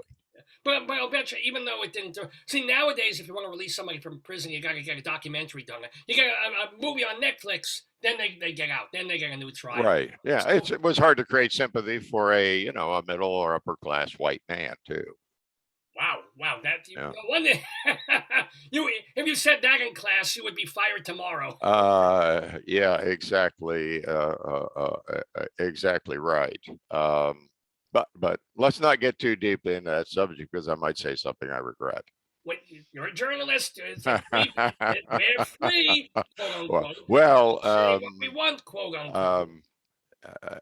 One of the highlights of my career, which to many of your viewers and listeners may be a regrettable low light, but I was a visiting professor at King Saud University in Riyadh, Saudi Arabia, in 2008, 2009, 2010 for 2 weeks each time. Okay, they invited me. Interestingly enough, they invited me because of my expertise about the newspaper USA Today, because this particular professorship was sponsored by one of the newspapers in Riyadh, and that newspaper's competitor was copying the techniques of USA Today. So they wanted me to bring me over to teach them how they could, what USA Today was up to, and so on and so forth. But of course, as someone who's accustomed to speaking freely, my wife and 3 daughters were petrified that the old man would go over to Saudi Arabia and say something untoward and, clink. That's the last we would ever see of them. So like a North Korean incident, yeah. That was kind of, and I was on television interviews and different things where, people said horrible things to me, and I just kind of sloughed it off. But I went over there to try to help the Saudi young men and women learn about journalism. That was my purpose. What was the most important thing you taught them in a country like Saudi Arabia? Because in America now, journalism isn't that free anymore. So what could you teach them in Saudi Arabia that they could actually institute? Well, that's an excellent question, because, of course, there's lots of things you can't say in Saudi Arabia. And certainly the citizenry knows that. Yet there is some liberalization going on in Saudi Arabia. Women getting some rights. Which and things, by the way, I like women, but well, yeah, I mean, there was just an opportunity. I think more than anything else was just an opportunity to model to them what a journalist is like, and model to them what the practices of journalism in the United States are. Getting things right, being fair, all those kinds of things.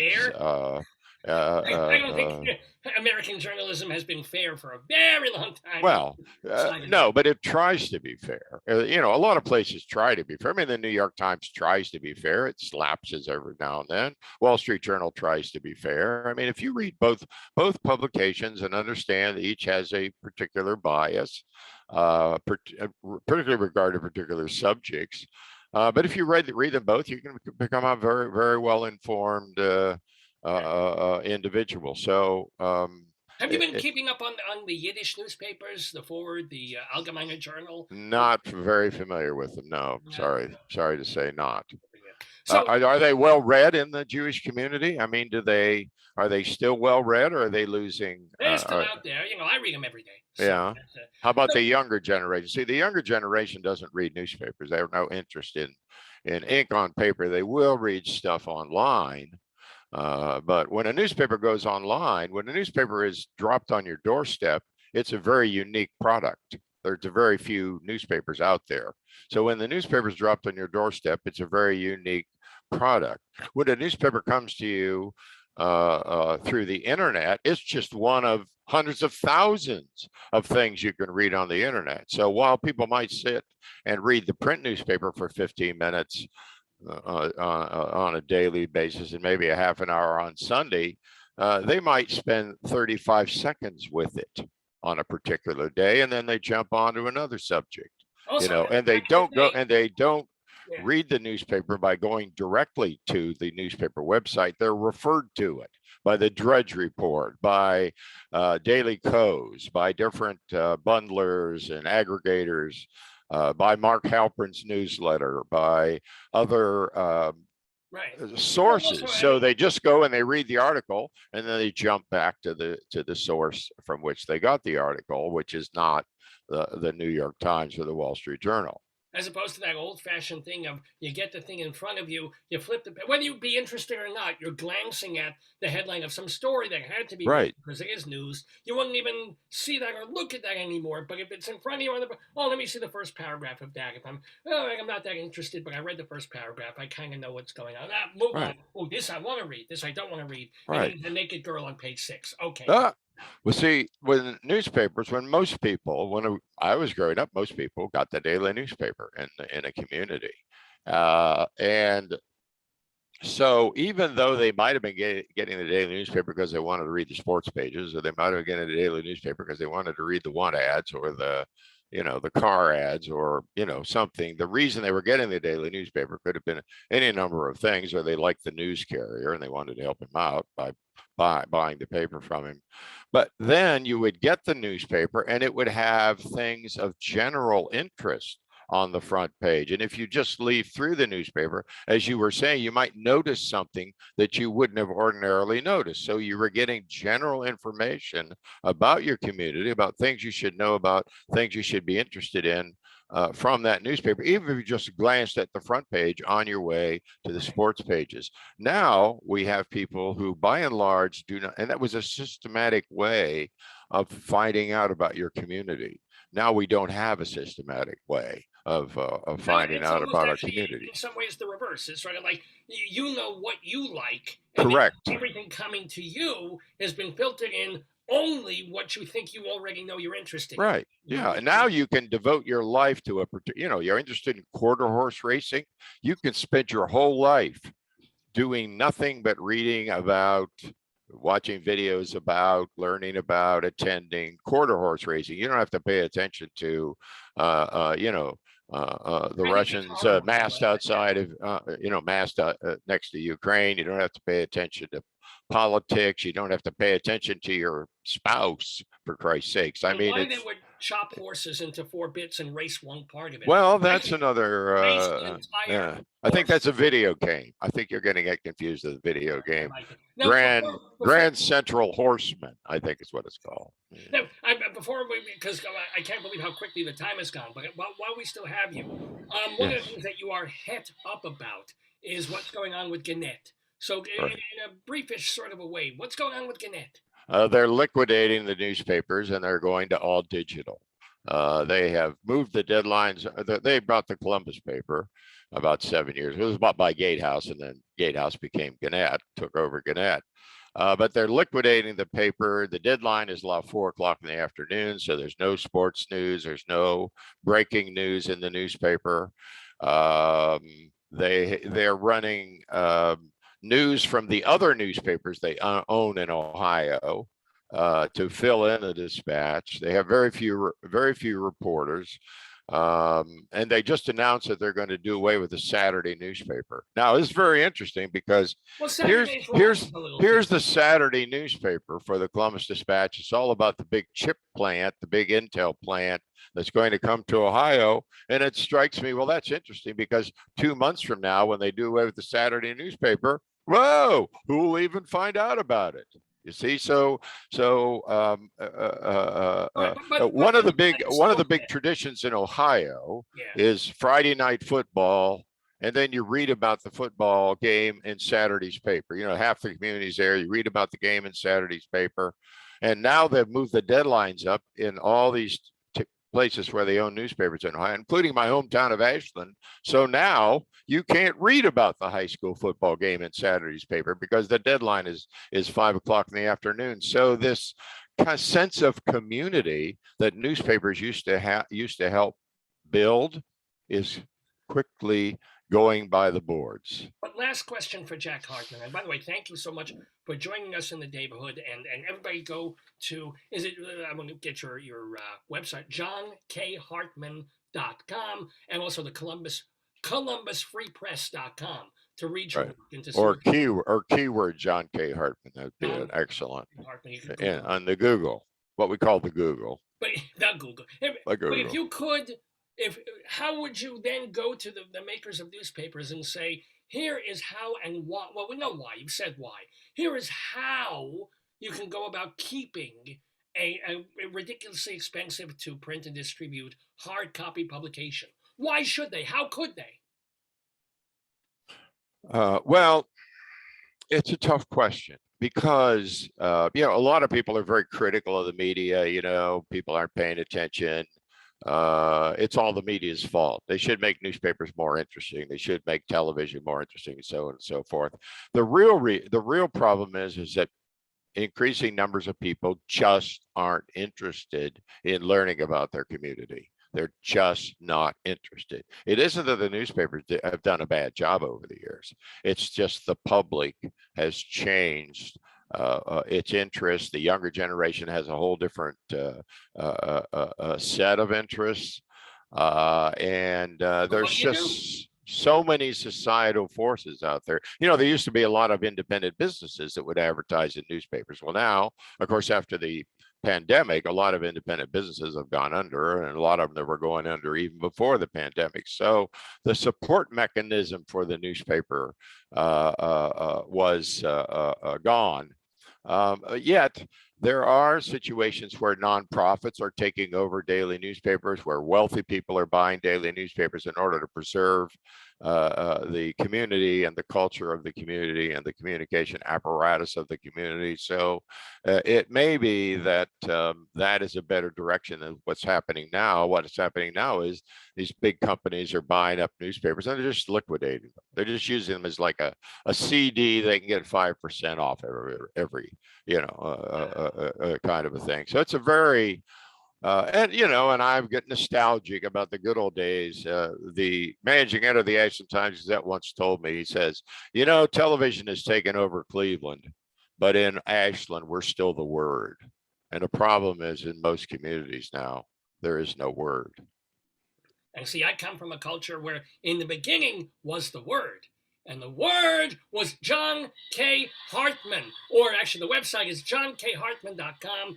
John, Jack, please come back. I wish we had more time with you today, but we will. I want to get you back on there to talk more about your life, about journalism, about writing. But everybody, please read him at columbusfreepress.com. And thank you. You've just been absolutely delightful. I wish you continued health. Maybe more grandchildren, if that's in the cards. Or great-grandchildren. Great-great-grandchildren. Shalom to you. Thank you so much. Thank you. My pleasure. Anytime. Bye-bye now. Shalom. Ladies and gentlemen, John K. Hartman in the Daverhood. With me, Rabbi Sal Solomon, coming back to talk more and to spiel and to play the trivia game is Dave with his wonderful friends. So keep it right here on davescomeby.com and on the Facebook channel. I'll shut up. I'm going to play some music and then Dave will be back when the music plays. Play some music, goddammit. Thank you.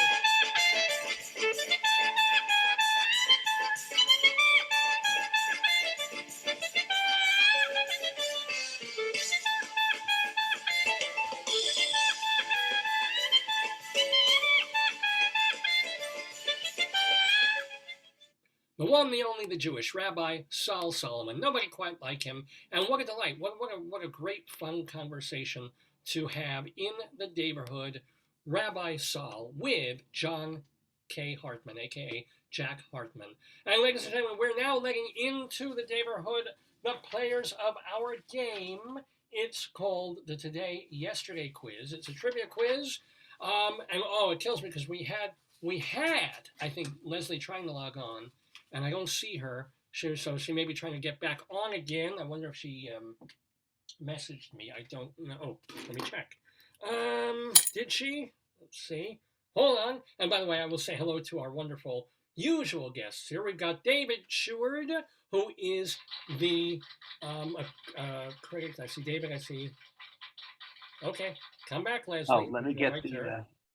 Come back, Leslie.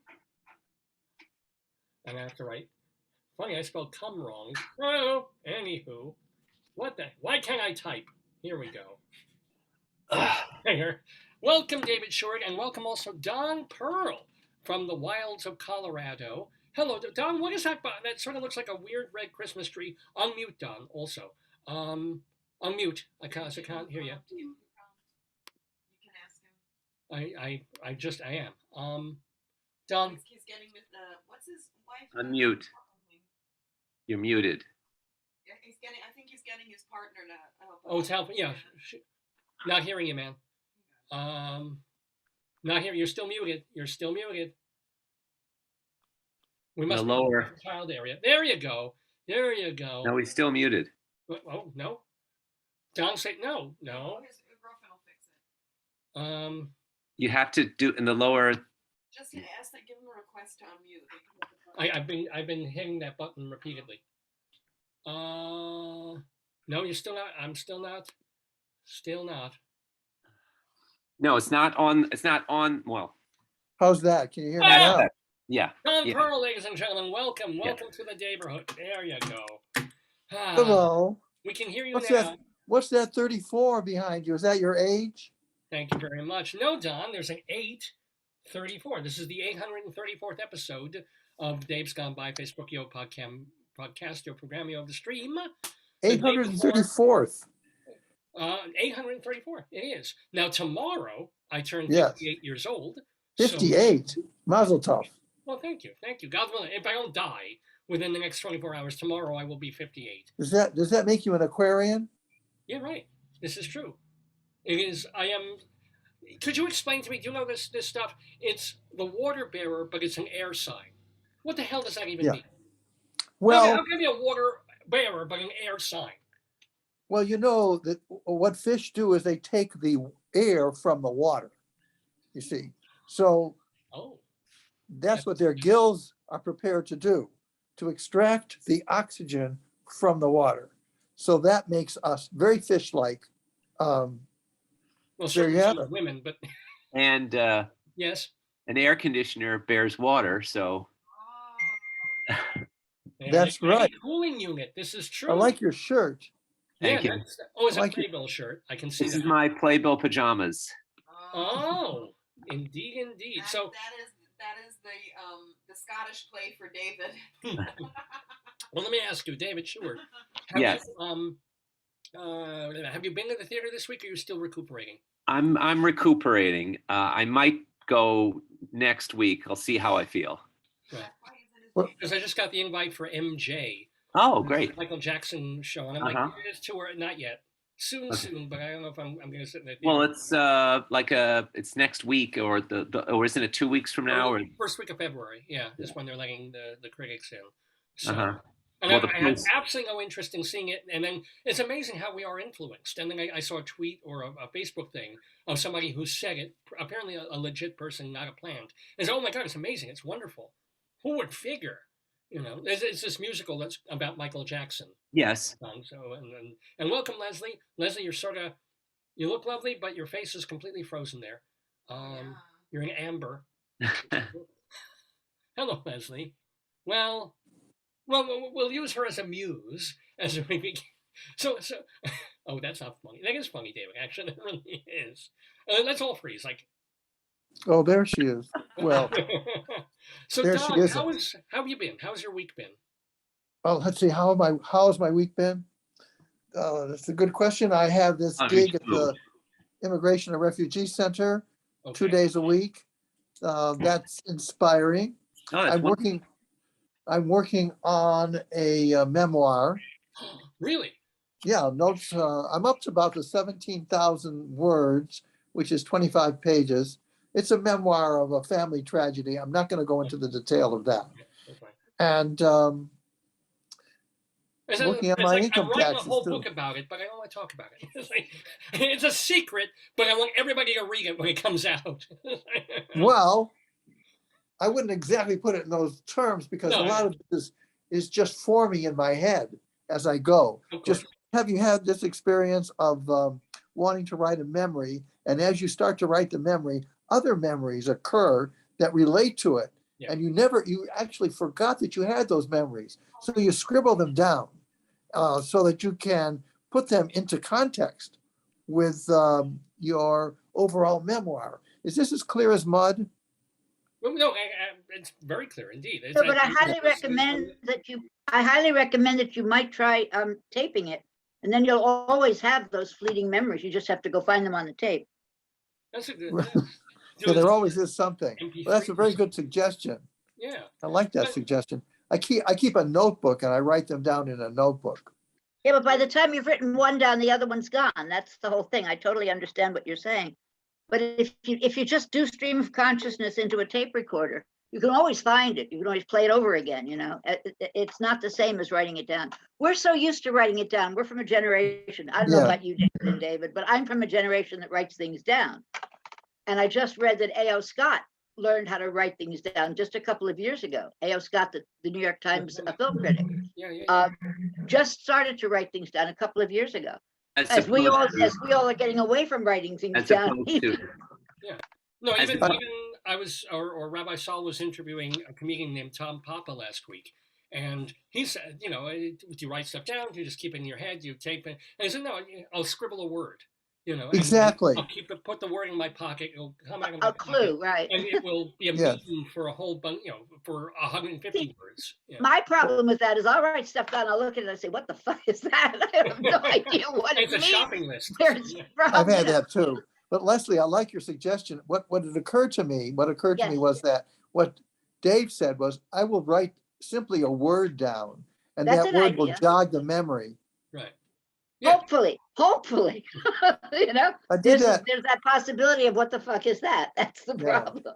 If you're a visual person, you can draw an image. Joyce says. I mean, whatever will, you know, just keep, and so you can grab it. August Go right back Wilson to it. walked around with a pocket full of matchbook covers and napkins. He really did. When I interviewed him, he pulled stuff out of his pocket to show me. I mean, it was not a joke. Like Elie Wiesel used to keep a pocket full of ashes. So you're like, was I in Germany? Was I in Austria? oh, oh dear. How dark is that? That's about as dark as you can go at this point, I guess. Oh. Thank you. Yeah, so No, wait, it didn't Joyce has have actual Nazis in it, so it isn't quite as dark as you can go. Oh dear. Well, Joyce wants to ask a comment about. So Yeah. I do reminiscence work and storytelling and all this kind of stuff. It doesn't even matter if the memory is quote unquote true, because what you do in your mind is you reframe memories. So the brain will change the past. That's right. So there's no real objective truth and no reality, right? We construct it. So even as you write down a word, when you feel that memory, it may be a felt memory or you think it, feel it. But then as you go to write it, it might be something different, and that's okay, right? Well, That's it's not okay if you're writing 3 cups of tea and it's supposed to be true. There's no truth. There's no truth. Memories are Well, constant. it's very Republican of you to say that, but okay. I mean, I understand what you're saying, Well, but, you know. It depends on what you call. If you ever publish it, it depends on what you call it, as Lillian Hellman would say. Yes. Fair enough. Well, The only words that were true in that were "the" and I'm not sure about "and." I love that's a great line. Children's hour. There was only children's 57 minutes. You know, she fudged a little bit. I love her. You know, You're making me think of Pearl S. Buck in The Good Earth. Oh, You know that volume? Yes. And the most common word that she used was "and." It's Oh. kind of biblical of her. Wow. And see, even there, it was not so good. Sometimes the Earth was not so. It was a mediocre Earth, but she fudged. But it was fiction. You know. It was good to her. With the mediocre Earth, you know. Mediocre. That was the sequel. It was like the. Was that the prequel. color? Wait a minute. Was that the color of the Earth, or was that the status of the Earth? Medium ochre. Oh. Oh, I think it's color. oh. Oh, Uh-oh. Testing. Oh, I get it. That's the sound you don't hear anymore. I know, right? Anyway, welcome everybody to Thank you. the Today Yesterday quiz. We It's have auto-tuned. we have David Sheward, we have Don Perl, and we have welcome Leslie Hoban Blake, who co-hosts. I the was show. here earlier. I You just couldn't tried to get stay. That wasn't, it wouldn't stay. Well, yeah, no, I tried to get you. I mean, we went like 2 or 3. No, I saw the note that said, Yeah. come back. I mean, Yeah. it's. Yeah. My only proof is that you saw that I was there. I saw that you were there, but sometimes, Rabbi Saul is in the middle of a conversation. He can't, necessarily. Oh. Not that you guys play second fiddle. No, I like the way you blame it on Rabbi Saldo. You're willing to throw him under the bus. It's okay. Really, I throw him under the mitzvah ban. That's what I do. Isn't it a mitzvah tank? Yes, the mitzvah tank. That's the Because let's face it, there's always Arabs trying to kill us. So it's like when we go. As long- The mitzvah tank. That music playing. As long as it's not a mikvah bath. Come in with double and daven with us. What did you say, Don? I said, as long as it's not a mikvah bath. You wouldn't be allowed. That'd be great. You would not be allowed in that. That's here's- ladies only. Thank you very much. Oh, here's a bath joke. What do you do if an epileptic is having a fit in your bathtub? I know the answer. We did this already. Oh, did we do it last time? Throw in We your did laundry. it last time. Yeah, you did it. it. It is funny. Throw in your. Okay, I forgot. I didn't realize But that. I like your That's also Playbill the most pajamas. recent I joke love that your you Playbill pajamas. I thought it was a dress shirt. It, Nope. Yeah, that's how nice they look. Pajamas. One thing I want to give a place that I was not happy at, but moving on. They cost too much. I would have gotten a set, but they cost too much. It was a gift from my mother. That's that's I would cool. buy them for my son, but who would not wear them. But I would not buy them for myself. Now, see, I wanted a pajama set that was just covers of Jugs magazine, and Mom would not get that for me. I don't know why. Yeah, I wonder why. I thought it was.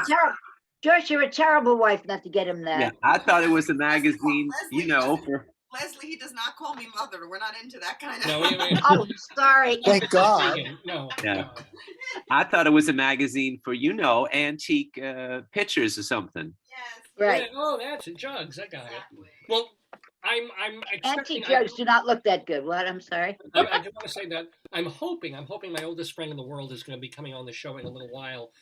After this Is segment, that oldest in chronological years or just oldest in your years? in my years, I've known him since 3rd grade. So Yeah. if he's able to make it, I've got to kind of get through the quiz. But then You have to kick one of us off to make space for him. Is that the idea? No, to do the interview. Unless he, In other words, they can't do it. I got it. In other words, let's get going. Okay. yeah. In other words, Let's get no going and do tangents. our quiz. You all know how to play this, but I'll tell everybody. There are 10 questions, 9 10. regular questions, and then 1 tiebreaker. Don, remember you'll need a pen and paper for the tiebreaker, but no rush on that. Each question is worth 2 points if you get it right. If you get it wrong, then another contestant has the chance to steal. So Don Perl, could you kindly do me the favor of picking a number from 1 through 6 and tell 1 me through 6? and 3. tell me what it is. 3. 3. Don is a, I can't do D because there's 2 D's, so I'm gonna have to do P for Pearl. Don with a 3. Leslie, could you kindly? 6, please. Leslie with a 6. David Sheward? So Leslie has 6. Don has 3. Correct. You gotta cuddle up with one of us. Wait. I'll say 4. Okay. David. 5 would have worked just as well, David. You know. All right, here we go. I'm gonna roll a die just to see how this works. Come on. So we have a 5, which is between Leslie and David. Okay, let's try this again. We have another 5. Well, wait. If you're going around, remember what that thing about the clock is. If you're going around, it's closer to 6 than it is to 3 or 4. Or 4. Wait, hold it. But Leslie is 6 and David is and 4. But if you're 4, so going, 5 if is you're going clockwise, then it's closer to me. It's okay. It doesn't leave me alone. Okay, so Jesus Christ, I just came up with David Sheward 4. So David, right. will be first, second, or third? I'll be first. Whoa! I'm gonna roll again. Right. Here we go. We come up with Leslie's number 6. So Leslie, I'll do be you want to be 2. Thank you. You want to be second? Okay. And then Yes, Don, please. bringing up the rear, as it were, Don, speaking of which, can you give yourself a little headroom? Can you tilt your screen or move closer? How's That's- that? Yeah, there you That's go. it's a lot better, but very uncomfortable for you, no doubt. No, it's fine. All right, here we go. We're going to start the game. Are you guys ready? Yes. Yay, okay. Yes. I love David Sheward. He's like, isn't the game over already? Here we go. David, you begin. First question. Who won last week? David Sheward, of course, won last week. So Leslie, you can get in there, try and beat our No, champ. David didn't win last. Did you win last week, David? You and I tied. I think I won. What's his name won? John Peelmeyer won. Did he? No, David, Yes, he did. I don't think so, but okay, I'll have to go back and Maybe. I don't remember. I think David, you and I tied, and I complimented you on being so good and feeling very good about tying with you. I made a whole thing out of that. And John Peelmeyer I'm very sorry, John. If You you're made a whole watching, thing out of that. John Peelmeyer may have won last week. I apologize for misremembering. David Sheward. Yeah. On January 22nd, not 2022, but 1816, Lord Byron finished 2 poems today, Parisina and the Siege of Corinth. So here are some facts about this bad boy of English poetry. All of them are true, except one, which is false about Lord Byron. which is false. Okay. False. A, he would use human skulls as wine glasses. B, he'd tell people his father cut his own throat, even though his dad died of consumption. C, when he was going to college, he couldn't have a dog, so he kept a pet monkey. Or D, his daughter, mathematician Ada Lovelace, lived to the same age he did, and they're buried next to each other. Okay. One of these is false. One of these is false. Okay. I think the monkey thing sounds true. The skull thing sounds true. Did Tom Stoppard write a play about Ada? That name sounds so familiar. It sounds Ada like Lovelace. it I sounds don't know if it was Stoppard, but there's a movie about her also. But there's something about her. So I'll say, I'm just going to go with my gut and say, I'll say B, that his dad, he told people his dad cut his throat, even though he had something consumption. Consumption. I'm going to say B. B. Is that your final answer? Yes. Yes. Well, can something be done about that answer? I'm afraid it is not the correct answer. Okay. So David Sheward. So it was true. He did not get along with his dad. And anyway, so we're going to roll the die and see what comes up. Just said happy birthday. Who did? Oh, thank you. So we have the number 1 coming up. Now, let me see how this works. 1 is closest to Leslie. I'm right about this. This is an easy one. So Leslie Hoban Blake, right? Yeah, it is. It is 1. By going like that. If you go on the face of a clock, that's what we were doing. That was all right, the. fine. So Leslie Hoban Blake, you have a steal opportunity here. Lord Byron. David, there were several things about Ada. She actually invented the computer. She invented the science that led to the computer. She's quite famous and an early feminist icon. I say that not being sure about her age, unfortunately. Maybe it was Dr. Who. And yeah, right. Maybe she was on an episode of Doctor Who. Dr. Phil? No, but it would have been nice if she. Maybe they will do one. Doctor Who, not Dr. Phil. But Leslie, do you need me to read the? No. It's Skulls, Monkey, and Ada's age that are left. Dad's throat was B. I'm going to take a leap of faith. I somehow think that she got old. I know Byron died comparatively young, but I'm thinking that his daughter may have outlived him. And I'm not sure whether she was buried next to him or not, but it was very incestuous, the whole thing. Also, who Ada's mother was okay. I'm going to go with I'm going to go with D. Going to go with D. That is not correct. That his daughter, mathematician. That's false. That she, and they're buried together. Is that your final answer? Yes. Well, even though she was a mathematician, I'm afraid that did not add up to the right answer. Leslie, they both died at 34, I think, or 36 years old, and they are buried in the same place. So that is not correct. Don Perl, you can steal You got a 50-50 shot. Well, the thing that struck me as absolutely diabolical was the thing about the skulls. So I can't imagine that being true. Is that your final answer?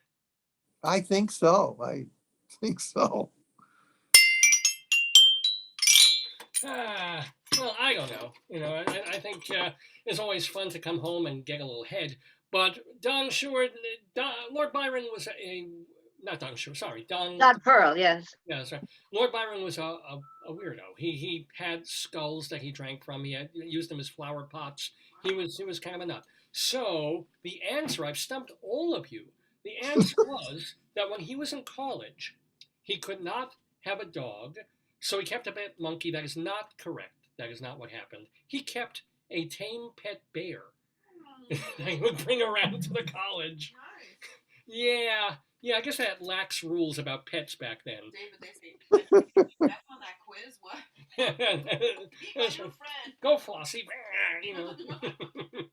Do either of the two Davids remember the play that was done by Circle Rep about Byron? It was called Child Harold, I think, Child something. I know. I think Jeff Daniels was in it. I think Jeff Daniels was in it. never And it was about Really? Byron. not William Yeah. Hurt. Yeah, because William Hurt did. Oh, yeah, it might have been William. Thank you. It might have been William Hurt. I don't William remember. Hurt did a show at Circle Rep involving a bear. I do remember. It wasn't a good Well, show. then maybe that was it. It was a bear I thing. just vaguely, just the way Don was talking about the thing, it went right through my head just now, and I couldn't remember all the details. Did this bear go, hey, Lord Byron, me and Boo Boo want to hang out in your dorm room over here at Oxford? Oh, Boo Boo! How about some picnic baskets down at the Shut up, Boo Boo! at the Well, actually, commissary? Circle Rep was in the village, so it was a very different kind of a bear. It was like, looking for a hairy man tonight, and it was like, yes, I am, and that was the play. Anywho, we got 0 points on the board, but many more questions to do. So let's go to our next question, which goes directly to Leslie. Hoban Blake, if you get this, you'll get on the board. Are you ready, Les? Sure. Okay, and remember, pretty much all these questions, it's something that happened in history on January 22nd. Yes, remind me of that. Just Yeah. remind me of that. I keep forgetting. Okay. 1859 was the year. Premiering tonight in Hanover is the first piano concerto by Johannes Brahms. Which of these, speaking of weird people, which of these is false about Brahms? A, 6 months after his friend Robert Schumann's death, he married the widow Clara. B, early in his career, any piece he wrote that he didn't think was up to snuff, he destroyed. C, the premiere of Brahms's German Requiem flopped, mainly because the drums were too loud. Or D, Brahms, Beethoven, and Johann Strauss are all buried in the same cemetery, just feet from each other. Which of these is false about Brahms? I did a play about Clara Schumann. I should know this right away. I'm going to go with the D. I believe it's Bach, Brahms, and Beethoven are all the 3 Bs. I think they're all buried together. I don't think Strauss has anything to do with it. You wanted to know which is false, right? I'm just saying, are you going to go with that? I'm going with D, that is not Strauss, but rather Brahms, Beethoven, and Bach. Bach, Beethoven, Brahms, Bach, and friggin' Beethoven are all buried in the same place. Friggin' Beethoven was the son he didn't talk about. That's right. Is it which? She just said that, and actually Sebastian Bach, the rock guitarist, is buried next to it. No, that is not the correct answer. I'm afraid that they are really, go to that one cemetery in Vienna. It's a central cemetery. They are literally in the same lot, in the same street from each other. So anyway, we have a steal opportunity. We're going to roll the dice, and we do have a little more time to play the game. I just corresponded with my friends, so we've got. I don't want to have to rush through this. Everybody talk very slowly. No.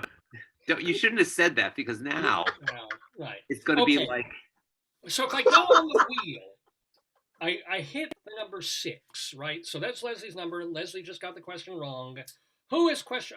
I am seeing. I get a second chance to do it. I get a second chance. No.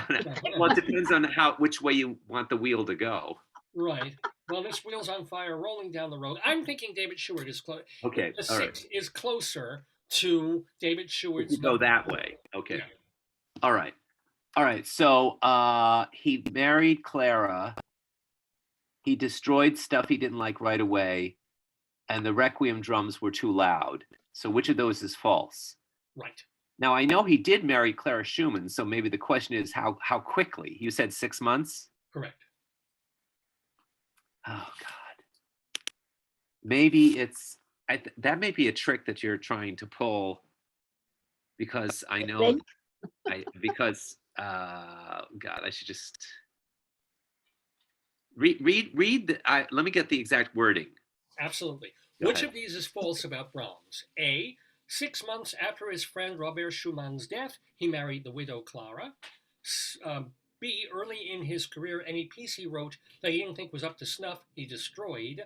Or C. The premiere of Brahms's German Requiem flopped, mainly because the drums were too loud. Huh. You know what the other 3 B's are? The boogie woogie, the barrel house, and the blues. Okay, I'll go with all right, I'll just risk it. I'll say A, because I think it's not 6 months. He did marry her, but not 6 months. I'll say A. Is that your final answer? Sure. As Don might have taught his children, Clara KC. Yeah, Clara, okay. But here's the deal. You got the right answer in the wrong way, David Sheward. Well done. So the thing was, even though he and Clara, they loved each other, they may or may not have, they never got married. Oh, Never, okay. ever. He was single, and it was the great love of his life, but it didn't. They went away together on some vacation, and afterwards it just didn't. Oh, he went with her on tour as well. He was a nut. He may have been on the autistic scale. Now he might have said that, but he was considered nutty at the time. And Schumann took him in. They took him in out of pity. They did not know what a great musician he was, and his work at the time was considered very ultra. If you listen to, and it was all dark, and the lead of on this and that about death and whatnot. I'll have to find that movie with Katharine Hepburn again, where she plays. Yes. Oh, right. And then she went on and played Schumann's music the rest of her life. She went on tour to play Schumann's music to keep his memory alive. And wasn't there that off-Broadway show, Awesome 80s Brahm? So I don't. That's. By the way, you quoted Wheels on Fire. I go back to Rock Follies from the 70s. That was the theme song. I remember Rock Follies. Yeah. Oh, I loved Rock Follies. I have it on VHS, if you can believe that. Was that the one thing Rula Lenska ever did? Yes, that and a hair commercial for a shampoo. Yeah. Well, the commercial was, "I'm international star Rula Lenska." That's the one, right? Everyone knows I'm Rula Lenska. And it's like, who the hell is this woman? And I think she did one episode of one episode of Doctor Who, and that was it. Even Rula Lenska's Congratulations on getting that, David. Rula Lenska's closest friends from school had no idea who Rula Lenska was. Well, because in those days her name was Rula Katzenbach. Oh, there you go. All right, we have Go Figure. What a shock! David Sheward in the lead in the game by 2 points, but we've got much more game to go, including a question. He's making you into Amy Schneider, David. Watch it. What? What? I missed that. He's talking the way the guy who's the host on Jeopardy talks about Amy Schneider now. Well, I mean, here are all the new people wanting to win, but Amy has won 4,000 times, and so watch out. Wrong with that. Yeah, that's right. I'm fine with that. Just get your pearls, David. Just get your pearls. That's all. Now, we have a question though. I should mention it's 11 o'clock. You're watching Dave's Gone By. I'm Dave Lefkowitz. It's our 834th episode on this January 22nd, 2022, day before my birthday. And we have David Sheward, Leslie Hoban Blake, and Don Perl playing the Today Yesterday quiz, with Don Perl getting our next question. But this is one of those, Don. This is, have you played this one before? 3 clues in the news. Have you done 3 clues in the news. All right, I'll explain. I'm going to say 3 words. These words are not related to each other. Actually, well, almost. Well, actually, we have 3 Jews in the news. Here we go. We Three have Jews in the news. Don No, and David, 3 Jews singing the blues. 3 Jews singing the blues. Here's the deal. Don, 3 words, okay? But these words are not related to each other. Each of these words is related to the word you're going to think of and tell me. Okay, so it might be like word blank or blank word. For example, if I say couch or vegetable or mashed, you would say, It's just stream of consciousness, Dave. yeah, basically, you would say, Potato. What? If you Okay. said, Potato. if you said couch, vegetable, and mashed, they all are related to Potato. Yeah. right, yeah, okay. Or I might say peeler, couch mashed peeler, potato peeler, couch potato. So it could be word and then blank or blank word. And also it's related to a word that is in some way in the news over the past week. Are you ready? I can see you're not, but let's try this. This is blowing my mind, but let's go for it. We'll try. You're a word guy. We'll give it a shot. But just remember, these words are not related to each other. They're all related to another word. Ready? They're related to another word that's in the news. Right, Yeah. Okay? right. Sing me. Do the You sing. don't have to guess the word that's in the news. You only have to guess the word that's connected to these. Right. Yeah. Exactly. That's it. You're just Yeah, because I think he's a bit confused about this. I am very confused. Well, say the But words. that's Here not we new. go. Here we go. Okay. Jump right in. You ready? You ready, Don? I'm as ready as I'll ever be. The 3 words are Yes. arm, easy, lawn. Oh, Arm, easy, and lawn, chair. Wait, is that your final answer? That's the best I can do. Very good. Yes. Give this man a seat. Seat. Well done, Don. That is the correct answer. That's all we were looking for. Well, what does that have to do with the news? Yeah, What is the what connection chair with was the- in the Kind of news? hard to remember, but Rabbi Saul loves this one. Rabbi Charlie Citron Walker was held hostage in a synagogue. Right. Oh, through a that's chair through a right. window. Terrorist, right? Yeah. And then how did they get out? He threw a He chair. threw a chair Threw a chair at the window. door. And, he distracted the guy by throwing a chair at him, and then Oh. he got out without being shot. Oh, I see. Yeah. Okay. And then That's they very killed the good. terrorists or the Very terrorists good. themselves. Very good for you, Don. Thank By you the very way, much, Leslie. when the 3 of us are doing our shtick, please feel free to jump in. It's not part of the show. We just do it. Yeah, So just jump in anytime. This goes right there over my It's more head. about the fun than the game. It's more about Okay. just the yakking and the camaraderie, the conviviality. You mean the game is not important? What am I doing here?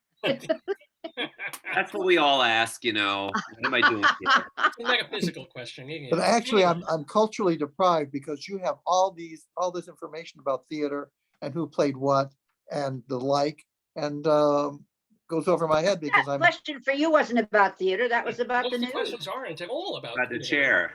Yeah. It's about the chair. Yeah. All right. Anyway, we have a tie game so far. David Sheward and Don Perl, each with 2 points, but Leslie, you're not far away. So Never too late. Round 2 coming up. Love the way he always does that. He always goes, it's okay that you haven't got any points. It's okay. Leslie, you're special to us. I know, in my own way. Your way. Okay. You're special. Okay, so David Sheward, you have a question coming which could put you in front. Okay. Special as usual. So here we go. Are you ready for your question? Yes. Beginning round 2. Yeah. I really feel like I'm in a family when you do that, 18. Go ahead. 1875. Uh-huh. Born today in Kentucky is D.W. Griffith, future director of Birth of a Nation and Intolerance. His first films were much shorter, including his directing debut, The Adventures of Dolly, in 1908. Now, between Dolly and Birth of a Nation, he directed more than 500 short films. Which of these was not an early D.W. Griffith movie? Okay. A, The Wooden Leg. B, The Maniac Cook. C, The Tailor Cockadoo. D, Her First Biscuits. her first what? Her First Biscuits. Biscuits? Yes.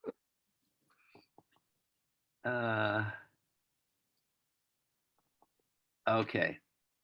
You know that in Torch Song Trilogy, that was one of the drag names that Harvey Firestein's character goes under. Birth of a Nation.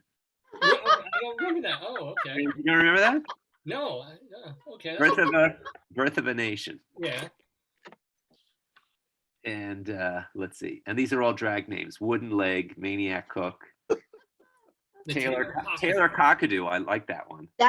We should send that to RuPaul right now. Yeah. All right. Or you know who Abraham Lincoln's favorite stripper was? Who? Frida Slaves. That's good. Thank you. Hey, Frida, I'll emancipate your proclamation. Okay. All right. You know the other joke about Lincoln is like, what did he say after he woke up from a hangover? I freed the what? Oh. I never heard that one before. That's funny. All right, let's see. Wooden Leg. The Wooden Leg sounds real. The Maniac Cook does not. Taylor Cockadoo is stupid enough to be real. Her First Biscuits. I'll say the Maniac. Well, the Maniac Cook, I mean, I can even visualize it. It's like a cook in the kitchen and she hits somebody with the head and right. And the Wooden Leg is, you know, someone takes off the wooden leg and they hit the cook with it, and then the Taylor Cockadoo comes in and barks, and the cook hits the Maniac with the leg, and then she throws some biscuits. My God, you're as good as Griffith. Yeah, and then she throws some and the Maniac cook makes her first biscuits. But there was definitely a connection. You know, I was going to do a show, hopefully to get a Drama Desk nomination. It was going to be called David Sheward's Unique Puppet Wig Fight, because they added these categories: outstanding wig design, outstanding puppet design, outstanding fight direction. Anyway. You were not in favor of those categories, were you? No, so I'm not saying. I just think think if I had All a right. show.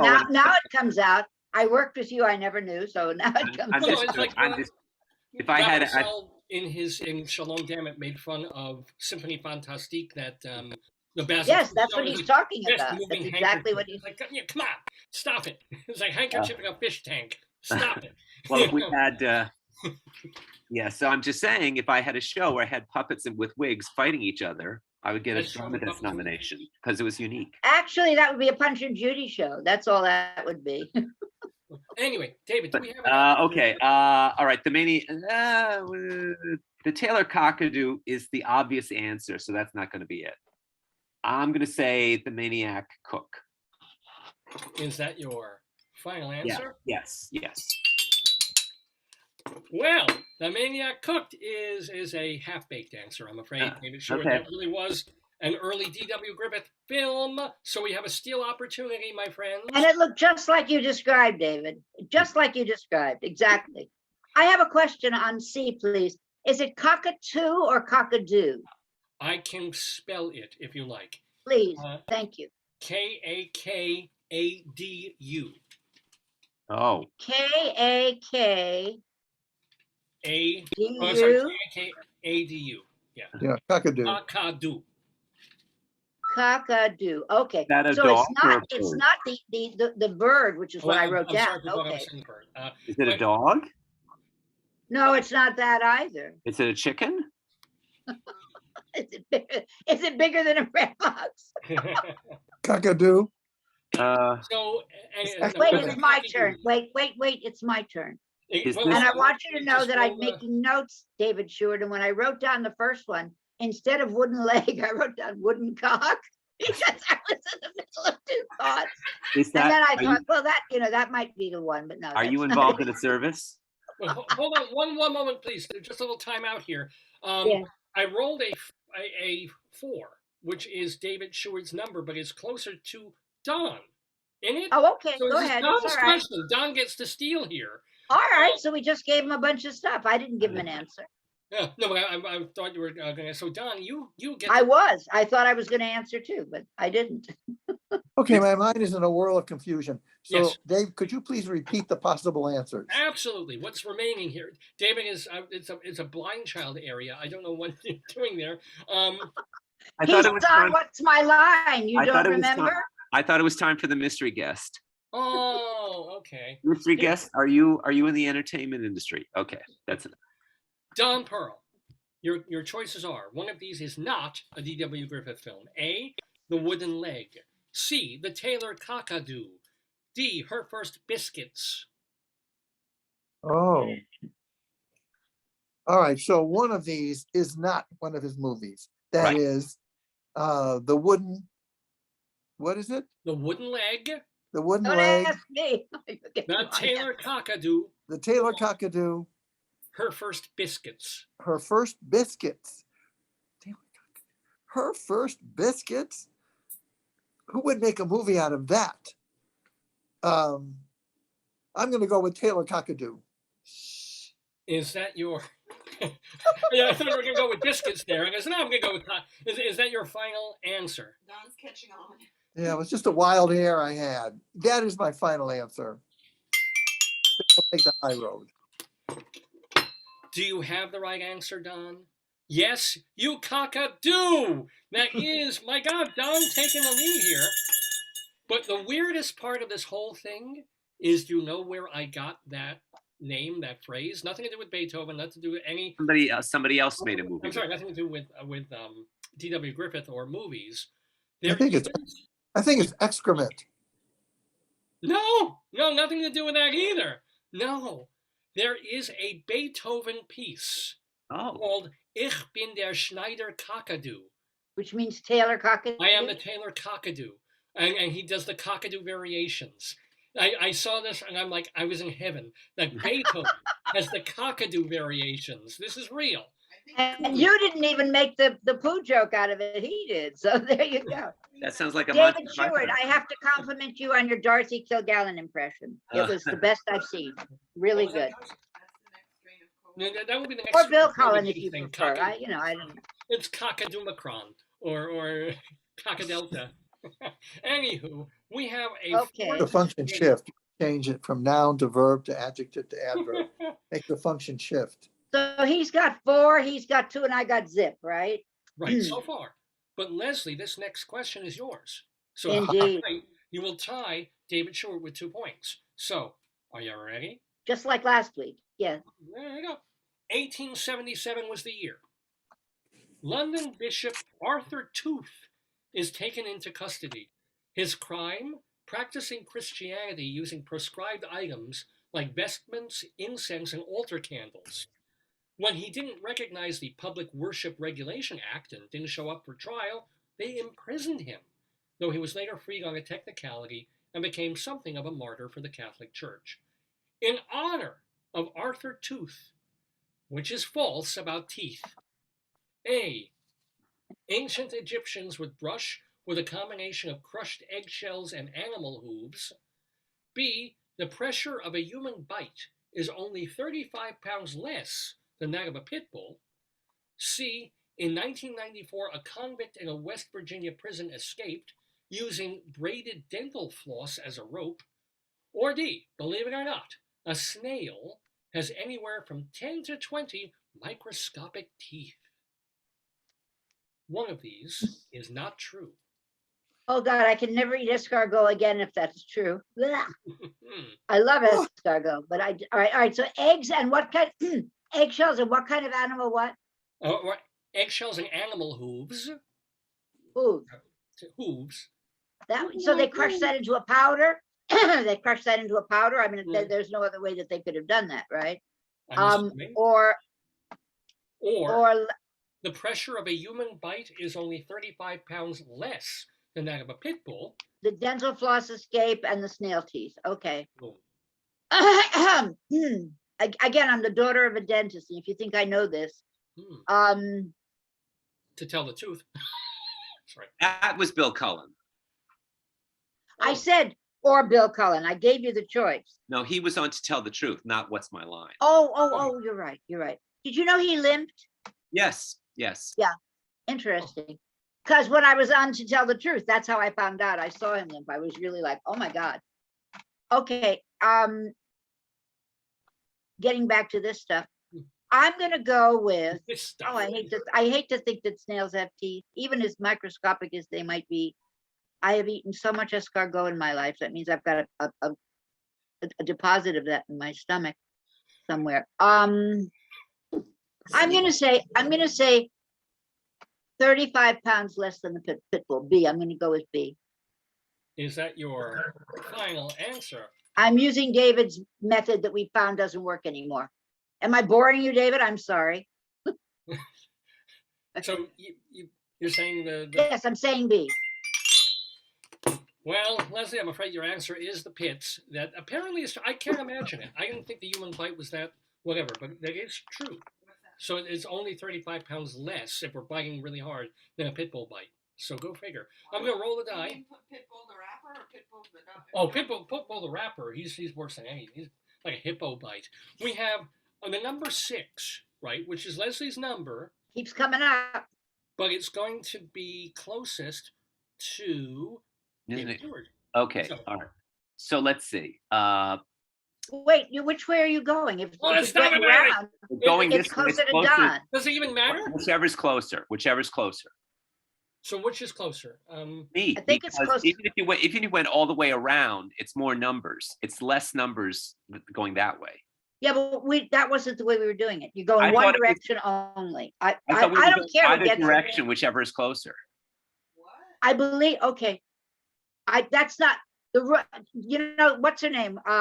Vicky is the one who came up with this I rule. know, So Vicky is I- in Vicky Vicky Sure. is in Egypt. She fled to Egypt. Yeah. She's in Egypt. Yeah, Vicky is in Egypt. I'm amazed to He's hear having that. a wonderful time, apparently. Yeah. So Well, bless her because heart. I'm not on Facebook, so I found that out through David Sheward. But anyway, Oh. so it's Good thing you don't have to Six debate in is at front the of the top. Senate. Exactly. the end, then I don't know what that is, but if 6 is the end, then you go back to 1, 2, 3 again to get back to 6. But that's If you're closer. going in a clockwise, if it's just any old way at all, then it's the way it was before. Not necessarily. If it's the if you're going then you would stop at 6 and then you have to roll it again. Yeah, right. You're saying it's Well, So I if would it was roll down 1, because- would 1 be closer to 3 or would 1 be closer to 6? This is like the filibuster rule. Yeah, you know, Absolutely. I'm just gonna roll the darn die. David L., you're the host. I'm rolling again. Roll again. Okay. It comes up with a number 3 That's Okay. the best solution. very directly. Don Perl. Okay. Maybe I'm just gonna keep doing that. I'm gonna roll until I get the number of somebody, and that's Okay. it. Okay. Fine. Don Uh, Perl, you get to steal this question. I have totally lost track of what we're Yeah, talking I about. know. Okay. So it's read it again. Read it again. Okay, so is it which of these is false about Teeth. Teeth. A? Ancient Egyptians would brush with a combination of crushed eggshells and animal hooves. B. No, we did that one. C. In 1994, a convict in West Virginia escaped using braided dental floss as a rope. Or D. Believe it or not, a snail has anywhere from 10 to 20 microscopic teeth. Oh, David, I missed somebody. Patricia was saying Byron. Is that right or wrong? Microscopic Well, we teeth. talked about Lord Byron before. What good would microscopic teeth be anyway? If they're microscopic, what possible use could they have? Chewing teeth. Unless they Snails are were pretty simply small. attractive. Chewing Snails are pretty small. tiny peanuts. Oh, Okay.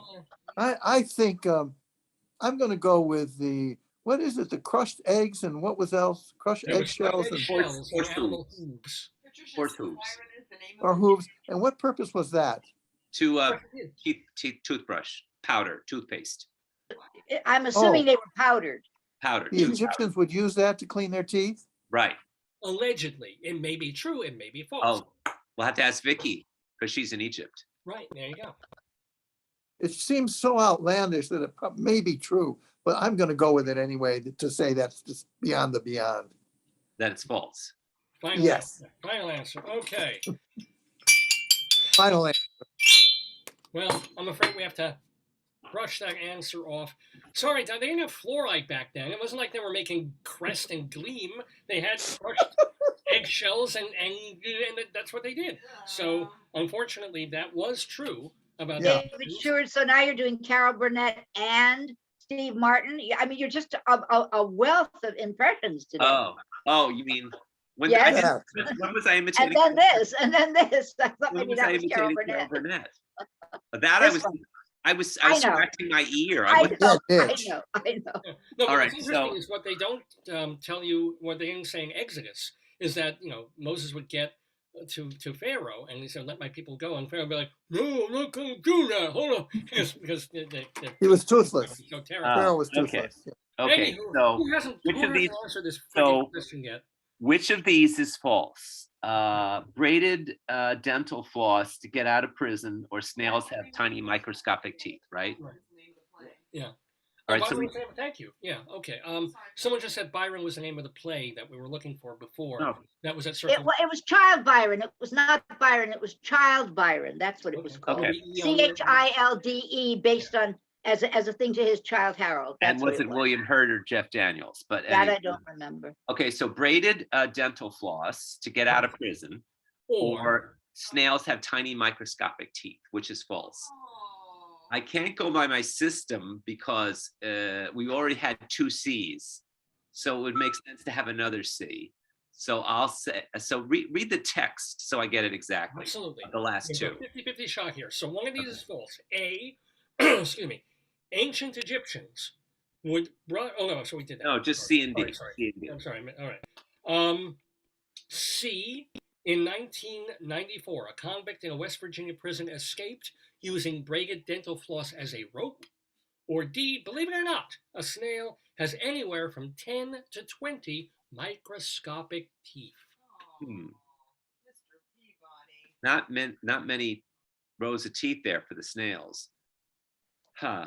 Well, I can't use my system because it would be 3 C's, and we just had a C for number 5, so it would make sense for it to be D. I'll go with the system and say D, the snails. Is that your final answer? Yes.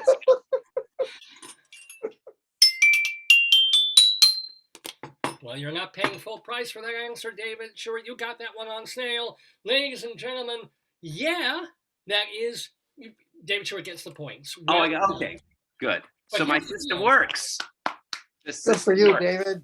But here's the deal, that is false. You know why it's false? Because they've got 100 microscopic teeth. They have anywhere from 2,000 to 14,000 little bitty baby microscopic Oh, so- teeth Oh. in the snail mouths. Cynthia said they're called radula? Yes, The radula. snail is that big. Well, that's why they're microscopic. Oh, If you have one big buck tooth, it would have a real problem. that's true because in SpongeBob SquarePants, his pet snail Gary has a row of teeth, so that would make sense. Oh, Yeah. poor- Yeah, but Gary had work done. You know, Yeah. after the show was successful, they found the dentist. in Braces. Gary wore But braces, now- right. But we now got my it. system works because we did. But we still haven't had a B. We've had a C, an A, a C, and a D. wasn't 4B. 4 was cockadoo, was C. That was a C. We had And then 2 what was C's. 5? What was 5? 5 turned out to be D. The first one was a C. Okay, wait a minute. So 4 was C, 5 was B. What was Wait, 5? No, five one was question D. was a 3 new clues in the news. No, Dave, I know that. But what was 4? 4 was C, the Taylor cockadoo. And 5 was, Believe it or not, the snail, D. what happened to 6? We haven't done 6 We're yet. not up to 6 Oh. yet. Okay. Okay. And David, we haven't had a B yet. We've had 2 C's. All right. Okay, but that still works because I I know. I'm just, you But said something that I'm trying to help you here. yeah, no, thank you. But it worked. It still worked because I had to choose between C and D. I know. I That know. was I was D. looking at that myself. I Your know. system Okay. sometimes works. The You're system the works. Scarney of today, yesterday quiz. That's, The system works. The system works. Called recipe. All right. Yeah, Time for the last question of our second round, of the today, yesterday quiz. Okay. And Dave's gone by.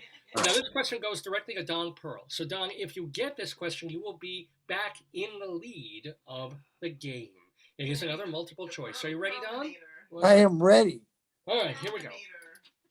Ha, the Dominator, the Dominator. No, the Perlman. The Perlmator. Lo más mejor. The pearl in our oyster. Here we go. Don, the year was 1901. 1901. Yes, it was the end of an era, the Victorian era, in England when Alexandrina Victoria dies at age 81 after 63 years on the British throne. According to Reader's Digest, which of these is false False. about Queen Victoria? A, until Queen Victoria, most wedding dresses weren't white. B, a stalker once stole her underwear. C, 10 different presidents have sat in an Oval Office chair that was gifted by the Queen. Or, and as soon as its 5-year reupholstery job is finished, Biden will sit in it too. Or D, when she wanted to marry Prince Albert, she proposed to him. Ooh, Which of these is false about Queen Vic? that's tricky. Could you read them one more Oh, time? absolutely. Yeah, I screwed up one of these. A, until Queen Victoria, most wedding dresses weren't white. B, a stalker once stole her underwear. C, 10 different presidents have sat in an Oval Office chair gifted by Queen Victoria, and as soon as its 5-year reupholstery job is finished, Biden will sit in it too. Or D, when she wanted to marry Prince Albert, she proposed to him. I'm going to go with C. 10 different, I think that's false. 10 different presidents have been, gifted a chair by her. It doesn't ring true. He didn't hear it right. No, that's what she said. It's they sat in the chair, not that they were gifted a chair. He thinks that they were given a chair by Victoria. That's not what The White House was gifted a chair. The White House. Gifted. The 10 presidents have One sat chair. in, and Biden, same chair, Right. not 10 different chairs. Right. They were gifted though. This chair was a gifted to chair. 10 different presidents. Nobody there works. No, it's gifted to the White House. We didn't get. It's one chair. Yes. Yes. Solomon that, I think Don right? gets He's that. still hearing it wrong. No, I'm not. I may be just speaking it wrong. But I know it's the same okay. chair. Yeah, And I okay. don't think 10 presidents sat in the same chair. Okay, Don- that's, Don now you're understands the right. question, Okay. And Don is still saying the chair, yes? I'm Yes. still I think going they with the sort of- chair. Chair. All right, Oh my ladies God, and David. gentlemen. Right, you beat- Anywho, Be Don, Victoria. you are not just on the board here. You are chair of the board because you got that right. Ladies and gentlemen, well done. Don Sheward was C, but here's the true story. His name is Don Perl. You keep calling him Don Sheward. I don't know why. The Don Shuey, who's also a Was journalist. Don Shuey, Right. yeah. Yeah, I'm I very sorry. answer to lots of names. Go ahead. But I want to tell you that here's the deal. Queen Victoria gifted the HMS Resolute desk, one of 6 desks that the president can choose. Biden is actually using it. So that is the desk part, not a chair. The desk is true. Not a chair. That There makes was a better guy. sense. Yeah, well, all right. You got And- it right. You got it right. There was a guy who snuck into the palace several times, sat on Queen Victoria's throne, and did steal her undies. Ew. Yep. And here's the deal. How do you get into the palace? Practice. And then the reason Queen Victoria proposed to Prince or to Albert is that a man cannot propose to the Queen. It can only work the other way. So good What? job, Wait, Don. a man Thank you very much. Excuse me for interrupting, Don. I just was afraid that you were hearing it wrong, and I Oh, was only that's trying fine, now. Leslie. Well, That's it's fine. interesting. A man did I sneak appreciate into any interruptions whatsoever. Yeah, Thank you. that was true, David. Buckingham Palace recently, and that episode of The Throne, and broke into the Queen's bedroom and had a conversation with her. And had a conversation with her? Yeah, that was the whole episode of The Throne, The Crown. I mean. disguised I as- never got to that part, but I watched all of Victoria. So they went into the white gown and they went into the proposal. They did not go into the underwear or the chair. So Joyce is saying that, and it's not a joke, that the guy Yeah. was disguised as a chimney sweep, the recent one, and was stuffing items down his trousers. 1838, Jones entered Buckingham Palace disguised as a chimney sweep, caught by a porter, chased by police. He stuffed Queen Victoria's underwear down his arm. Oh, that was the Queen Victoria one. Victoria. Was a Queen chimney Victoria. sweep, the old one. Wow. Yeah, Can't make this up. The more recent one just snuck in. Yeah. Wow, amazing. I mean, does nobody learn the lesson of George Harrison? Remember that? When the guy snuck into his kitchen and stabbed him? Oh, yeah. That was. You don't remember that? No, It was no. in his estate. Yes. And one night, some guy snuck into George Harrison's house. And the little crazy guy on whatever drugs stabbed George Harrison, probably weakened him. Not that the lungs, his lungs were in such great shape. But yeah, no, it really happened. It was Also, I thought C was not true because there have been more than 10 presidents. I know. Oh, and That's- also it's the third C. So I thought maybe that's what, you were But concerned no, about. but the C was correct. But Yeah. It was so it was the third C. So we're sailing the high seas here on Dave's Gone By, playing the High seas. yesterday quiz. So Don has see- essentially won. He has 8, right? No, Don has 6. Am I right? Oh, is that only 6? he has 6. He has 6. Okay. David Sheward has 4. Leslie O'Van Blake not out of it yet. Yeah. Oh, please don't keep saying that. That is so, I Don't really, patronize me. yes, stop patronizing me. Thank Leslie you. can still tie. She can still tie. I can tie with David, as I did last week. I'm going to keep saying that, as I did last So week. here we go. We've All got right. 3 more questions in our main quiz, and this All right. first one goes to David Sheward directly. And David, guess what? What? It's a 3 tie. clues to lose. Okay, 3 clues in the news. Here we go. Oh yeah. Here are the 3 words related Okay. to the word. Station, Station, tax, tax, positive. positive, Station, tax, positive. Okay, it's my And question. this is David's question. David Okay. I Sheward. know, I just like to Okay, participate. so station, tax, positive, income station, post station, train tax, road positive, body positive, body positive, tax, income tax, station, substation, subway station, train station. Well, you gave him the chair one was easy. That was a snap. Yeah, way to make Don feel good. Okay. Okay, Dr. Sue. Okay, Dr. Sue. I'm not complaining. I'm just I know. observing No, of course not. Who would think of that? an of you, David? observation. No one would ever think that of you, David. Go ahead. Station, tax, Power of positive. your PJs. What? Joyce is saying, use the power of your Playbill PJ. Oh, okay. Yes, yes. Help me, Daniel Radcliffe. Help me. Please stop staring at your own nipples and answer the question. Help me, Cosette. Let's see. I have a house on a cloud, and I'm a lovely little child Little actress. Okay, little. station. Zero station. 0 positive. 0 sales. 0. Is that your Yeah, final answer? I can't think. Zero station. Zero.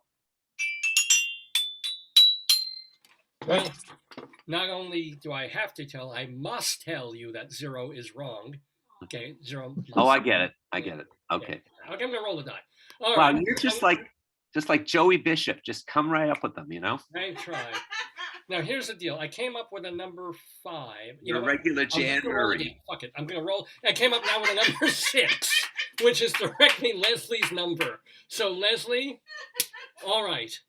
Vicky better get back soon. We Yeah, need I know. help. We need Vicky's guidance with this. Station tax positive. I got it. I was thinking of it all the way when you were doing it too. I'm not coming up with anything, so give me one more chance.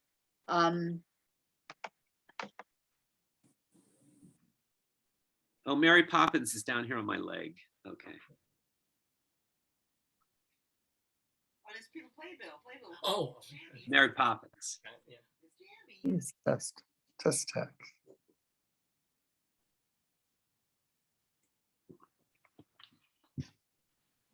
Well. Maybe. Hello. Where is it? Oh, there she is. Oh, I see her. Yay. Oh, And Abita's on your thigh, Yeah. as she was with many men.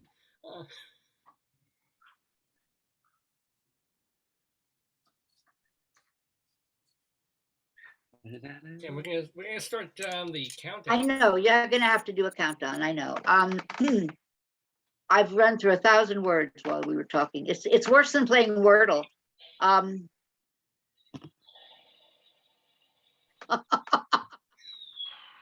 Okay, Mr. Sir. Okay, I got you, Bennett. I got you. I'm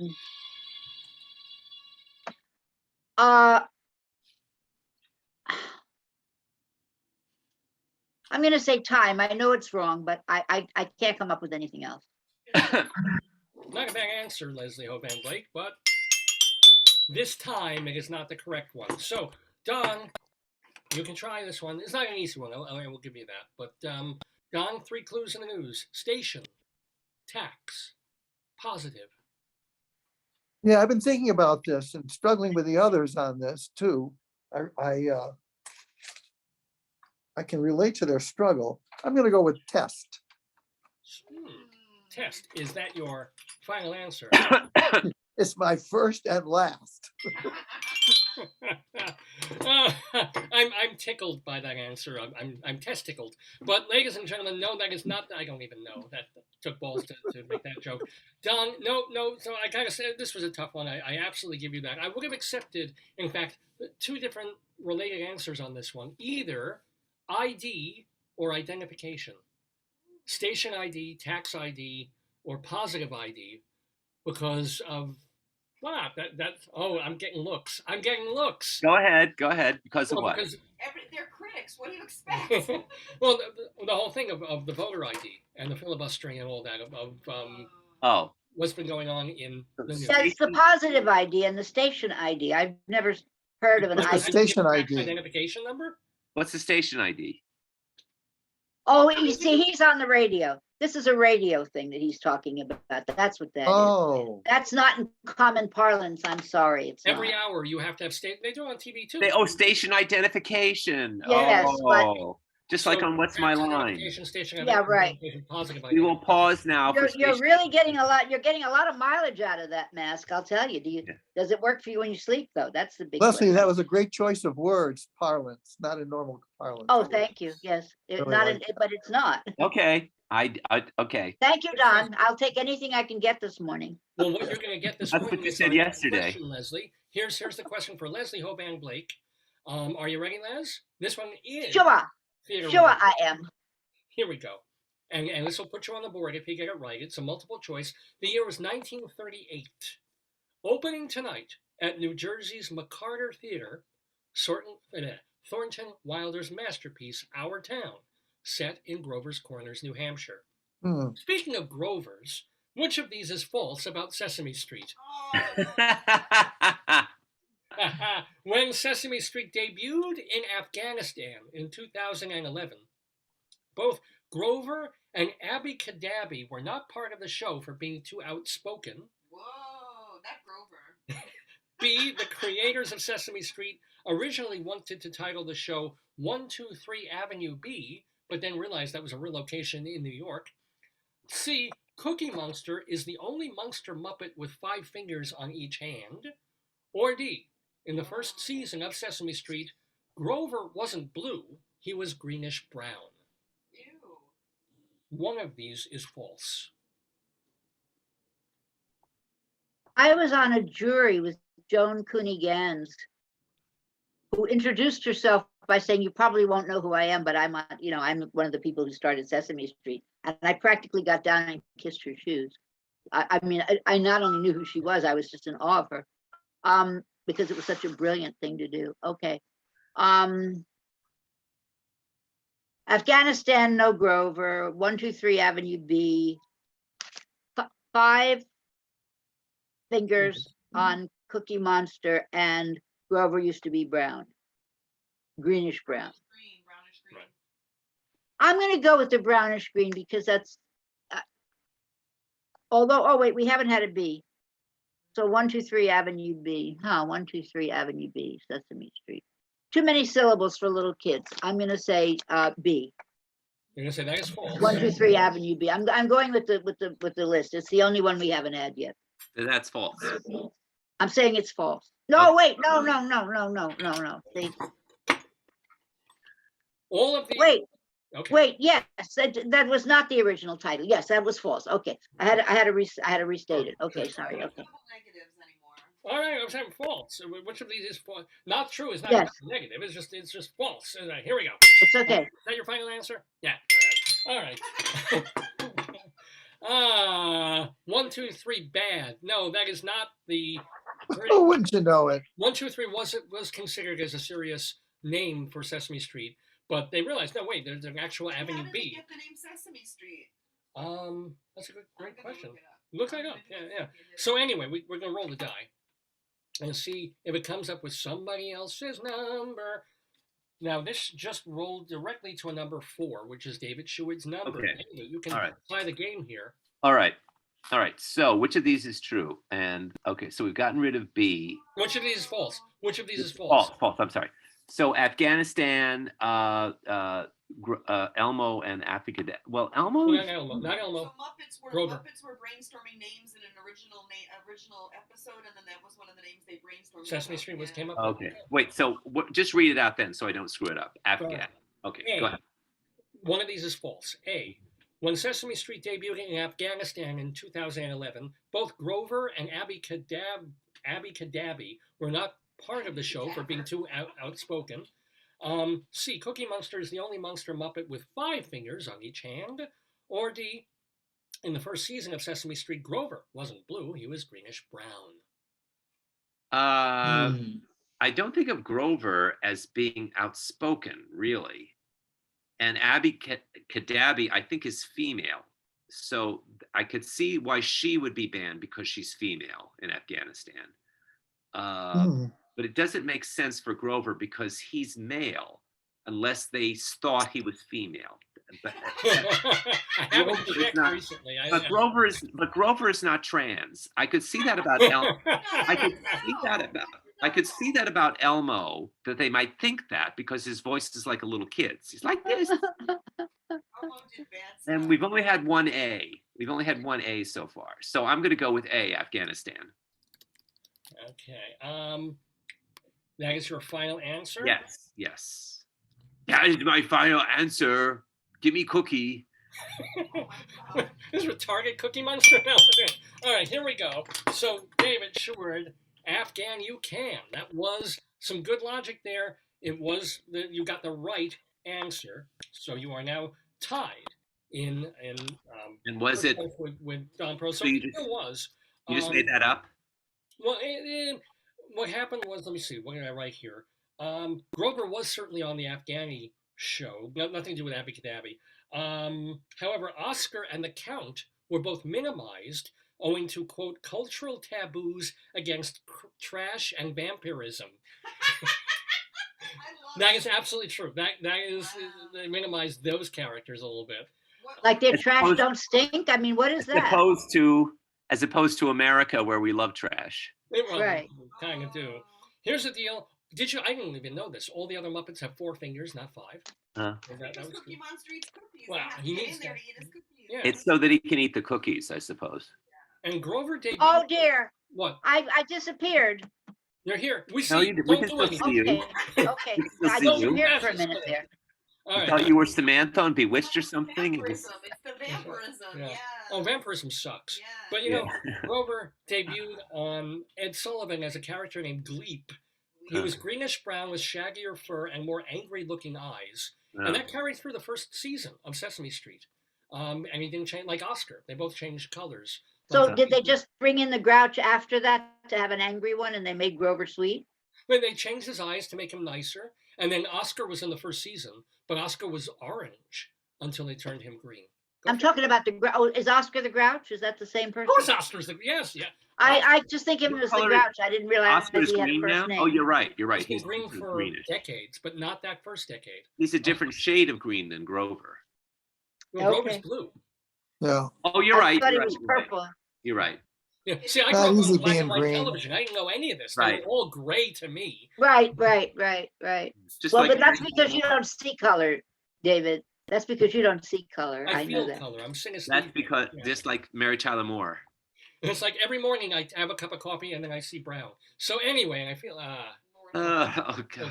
Anyway, all right, we have. I one more saw you question this to help morning, but us. my mother made me flush the toilet. Ay, ay, ay. Ah, okay, David Sheward. No, sorry, Don Perl. Don Perl. Here's the deal. You are tied with David Sheward for first place. If you get this question right, you will win the game. As Wow. promised. So are you ready? Here we go. I'm The year here. 2006. Evo Morales. What's the year? Oh, I'm sorry, 2006. Evo Morales? Evo Morales became, No. you're a Spanish teacher, you probably heard the name, becomes president of Bolivia today, Yes, the country's first indigenous leader. right. Morales moved the country to the left during his 13 mostly popular years in power. According to SouthAmericanBackpacker.com, which of these is false about Bolivia? That's a really legit source. SouthAmericanBackpacker.com. Which of these is false about what? Bolivia. The Oh, country Bolivia. of Bolivia. All right. A, not only is voting mandatory, but if you're married, you vote at 18. If you're single, you can't vote until you're 21. B, it has a luxury hotel built out of blocks of dung. C, speaking of that's my kind of question. C, one outdoor market in Bolivia is known for selling dried llama fetuses. Or D, the clock on the Congress building is intentionally reversed and runs backwards. Give me my llama. One of those Okay. is false. Yeah. All right. I thought I would know the answer here, but I don't. So could you please read the possible answers Sure. again? One of these is false. A, Right. Bolivia. Not only is voting mandatory, but if you're married, you vote at 18. If you're single, you can't vote until you're 21. B, Bolivia has a luxury hotel built out of blocks of dung. C, one outdoor market in Bolivia is known for selling dried llama fetuses. Or D, the clock on the Congress building is intentionally reversed and runs backwards. Wow. Well, I think the last two are true. And I don't know why I think that, but I do. The first one about voting, it seems so picayune that it might be false. And about a luxury hotel built out of blocks of dung, that's just too beyond the beyond to really make any sense. Blocks of dung. Well, dried. Thank you. Wouldn't they decompose in the course of time? I think that's just too. The 18 to 21, that feels like it could be right, but it may be wrong because it feels like it could be right. The blocks of dung is just so ridiculous that anybody would say, oh no, that can't be it, which may be it. So I am going to say, I don't know what I'm going to say. It's either blocks of dung or 18 to 21. You really stumped me on this one. All right. Blocks of dung. Let's go with that one. That's not true.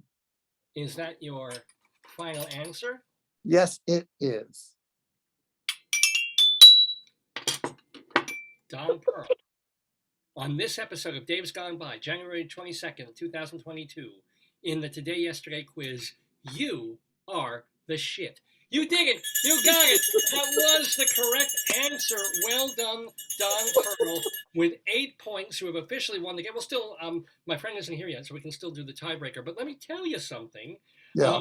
There is a Hotel Palacio del Sal in La Paz that is made out of salt blocks. Salt. Salt, yes. Dung, no. So, but that is actually true. Why wouldn't salt? I mean, if it rains on this hotel, does it sink like a level? How do you make a thing completely out of salt? It dissolves in water. Maybe it never rains there. Oh, maybe. It's there are parts of it that are parts of the country are very dry. So that would make sense. Joyce is saying. Well, with climate change, that could be, different now. It was Anyway. That's true. also a B, and we hadn't had a B yet. Yeah, that was what I was thinking. So I'm more inclined to go with that than. So sometimes the system works. Well, it did work this week. Well, except it has 3 C's. You can never tell. They So weren't here's in the deal, by order. the way. The 3 law- C's, an A, a D, and a B. Yeah. But they weren't, the C's were not in order. They were not consecutive. No, they were spread out, but it doesn't matter. It's, He's do I not falling to, understand how, wait, maybe it's your system, maybe I don't know how it's supposed to work. I thought it was, wherever they came out, you're saying they have to be consecutive, that I didn't know. That's, Well- now you're throwing me a curve, David. Anyway, let me just tell you. Shall we do our, look, I have a paper with a heart on it, ready to Get do your this pen and with you. paper ready for the tiebreaker. I do want to mention that the clock on the Congress building in Lubbock, it does run backwards. It's supposed to remind people to challenge the I norm. love it. I love Oh, it. isn't that a great Love it, idea? love it, love it. Interesting. Meanwhile, they've got basically virtual dictatorship. challenge the They Lord. can't challenge This the is Lord. this is an interesting concept. The Yeah. law, no, the law, not the Lord. The Oh, norm. challenge The the law. norm. The norm. And the Yeah. first The time norm. when you said voting is mandatory, I thought you said smoking is No, mandatory. voting. Voting. No, it's not France. It's not France. All right, let's do our Or any Eastern Soviet bloc country. and by the way, Which is the made out of salt. The Soviet bloc was made out of salt. It's okay. Okay. That's why they had the SALT Treaty. But here we go. Okay, so the llama fetuses were an offering to Mother Earth, just so you Were know. they that big? Well, I don't know how. You're Llama- showing, you're saying Definitely the llama penises. penises and your hands are out like this. I'm wondering if they were Is that it big. llama penises or llama fetuses? Llama fetus. Oh, an that's what I embryo. thought. Llama Yeah. fetuses. Unborn, Anywho. Ah. unborn baby llamas. Yeah. Oh, fetuses. Oh, I thought he said, Oh no. So did fetus. I. A fetus. I've got a. first I thought he said feces. Then I thought, no, that's not right. It's penises. Oh, it's fetuses. Yeah. All right. I'm gonna pronounce this tiebreaker really carefully. Okay. Well, the tiebreaker, you know how this all works. It's not multiple choice. Yes. Okay, You have to fill in the answer. write it out. Write it down With a and pen I'll and do paper. 3, 2, 1 countdown, and you show your answer to the Got it. camera. I'm gonna put mine on my tape recorder. The year was. I just thought I'd bring it around. 1957. Never That was a mind. joke, I know. 1957. 1957. Yes. It took 16 years to get him, but arrested today, shortly after midnight, is 54-year-old George Metesky, who had a grudge against Con Edison and this nickname. What was it? Had a grudge against, Con Edison, right? and he had this nickname, And what was or was given this nickname. Con Edison was given this nickname? No. I'll read it again. Metesky. It took 16 years to get him, but arrested today was George Metesky, who had a grudge against Con Edison, and he had, or was given, this nickname. Okay. All right. Fine. All right. Okay. Are you guys ready? Yes. Okay. Here we go. I'll read it one more time and then I'll count 3, 2, 1. Tell people It's- they can post it in the chat too. 1957 was the year. Arrested today, shortly after midnight, is 54-year-old George Metesky, who had a grudge against Con Edison, and his nickname was 3, 2, 1, show. I see that. Don, what are you doing? I'm not participating because I have no idea what you're talking about. Well, I can't publicize read your yours, website. David. Leslie, you got it right. What, Leslie, George, David, what did you write? I can't see it. Speedy Kilani? Kilowatt. Speedy Kilowatt. Oh, it's a good name. Well, that's I get it. clever. I get it. Yeah, That's a good remember the little answer. figure? Or it should be ready kilowatt. Ready. Oh, ready. Well, anyway, well done, Leslie Hoban Blake. The mad I keep getting the tiebreakers, which are of no use to me. What did he do?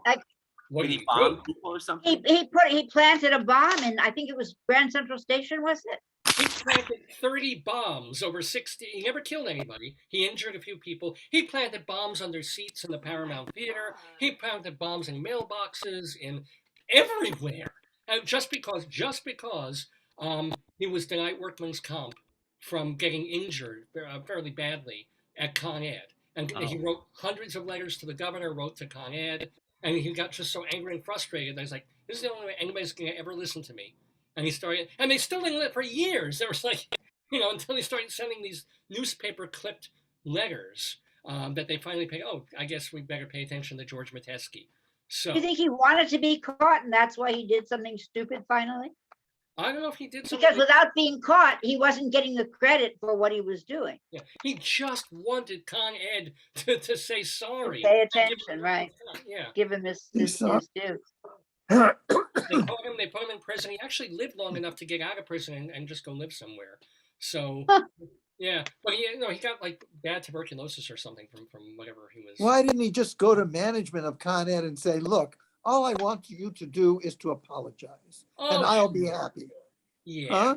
Yeah. He couldn't tweet it. Yeah, that's what he should have done. It was just pre-social media. Well, anyway, I've got a friend coming on to the Daverhood. So, ladies and gentlemen, let me thank. Now he's ready to get us out. First, he wants us to slow down, and now he's okay. He's here. You can go now. It's a Leslie fluid Hoban Blake. situation. Congratulations, guys, on tying. Congratulations. Well Wonderful done. time. Thank That you very was- much for being such a good host, Dave. Nice to see you again, Don. Well, let me give you all. Nice to see you too, Leslie. Dave, nice to meet you. I like your shirt. Yeah. Great Well, shirt. Even though it's said- not a shirt. Read David Sheward in the David Desk. That is his blog where you've been writing about the Carol Burnett show, right? Mhm. And Yes. then theaterlife.com, culturaldaily.com, where you have been writing about theater and still Yeah. are, but not reviewing shows at the moment, but will be. And also, Sorry? also theater news, what's going on with changes in schedules and openings and things. True. How can you keep up with it? Good question. I watched the CBS special last night, and they're all talking about how hopeful it is, how wonderful the shows are opening, and every goddamn one of them is either closed or is on hiatus. Of what they're talking about. They put up a slug at the top saying this was taped before the second wave or But something by like that. April, I don't know. I think by April things will be pretty back to Yeah. normal. Yeah, but shows are opening now. Shows are opening at the end of February and at the beginning of February and the end of January. And I don't know if I'm All right. going. I really don't know if I'm going. David, can you sit well enough for the whole We'll show? see. to- We'll see. We'll see. Well, you don't want to go to find out. No. What are you going to get up in the middle of the show if you can't sit? No, we'll see. Okay. Okay. All right. So thank you all. Leslie. Wait. We got something up on YouTube. Finally, Oh, we please. got up the Clydes. The Clydes review that Diane Snyder did with Charlie. Oh. Finally got up. Yes, we're embarrassed Oh. because it got up when it was over, but it got up. Oh. And Charlie and I will be doing some film stuff. I got put on a list. I'm not quite sure why. And we're going to be reviewing Cyrano, the movie of the play that was done with Peter Dinklage. And we're also doing Belfast and one other one. I can't remember what it is now. But so we're doing 3 films that have theater people in them. Oh, Gucci, The House of Gucci, because Adam great. Driver's in it. So Great. by a very attenuated version of what applies as theater, we have theater people in it. Great. We have Tony winners in it. So that's why we're doing it. Well, guys, I want to thank you so Well, much good. for being in the Daverhood. I'm going to let you Thank go. you. Have a great week and really a healthy, good week. See you, David Sheward. See you, Leslie Hoban Blake. Mwah to you. And thank you so much, Don, for being with us in the Daverhood. Thank you too, Good Dave. week. Best to you. Best to everybody. Remember Free Speech TV. And letting into the Daverhood, my oldest friend in the world. I don't know if we'll get video on him, but we may get audio. Hold on, he's connecting. By the way, you're watching Dave's Gone By with me, Dave Lefkowitz, here on this Saturday, January 22nd, 2022, the day before I turn 58 years old. So it's kind of important to me, kind of special to me, that the person who is trying to log on is my oldest friend in the world, a guy I've known since I think I was about 7 or 8 years old. We went to Bialik School, Hebrew school together, full day. It wasn't like the little Sunday, 3 hours of Hebrew. This was like week, all day English and Hebrew. We went together to that, and we've stayed in touch all these years. He's What moved. was his favorite subject? I'll ask him if he can just get on. Oh, are you connected? Ozer, are you there? I need you to unmute. So just unmute your mic, and let's get you on the thing. If worse comes to worse, I can also maybe get you on the telephone. Hey, how are you, David? Hey, oh my God! So you're sick. I can hear it in your What voice. happened? Why is What's wrong, Oz? You okay? I'm sick. Well, do you have COVID, or do you have just like Let's flu? not discuss my sickness. So happy birthday, Dave. A very happy and healthy birthday to you. And may you have a wonderful year. Well, thank you, Are man. you Thank you. frozen for a reason?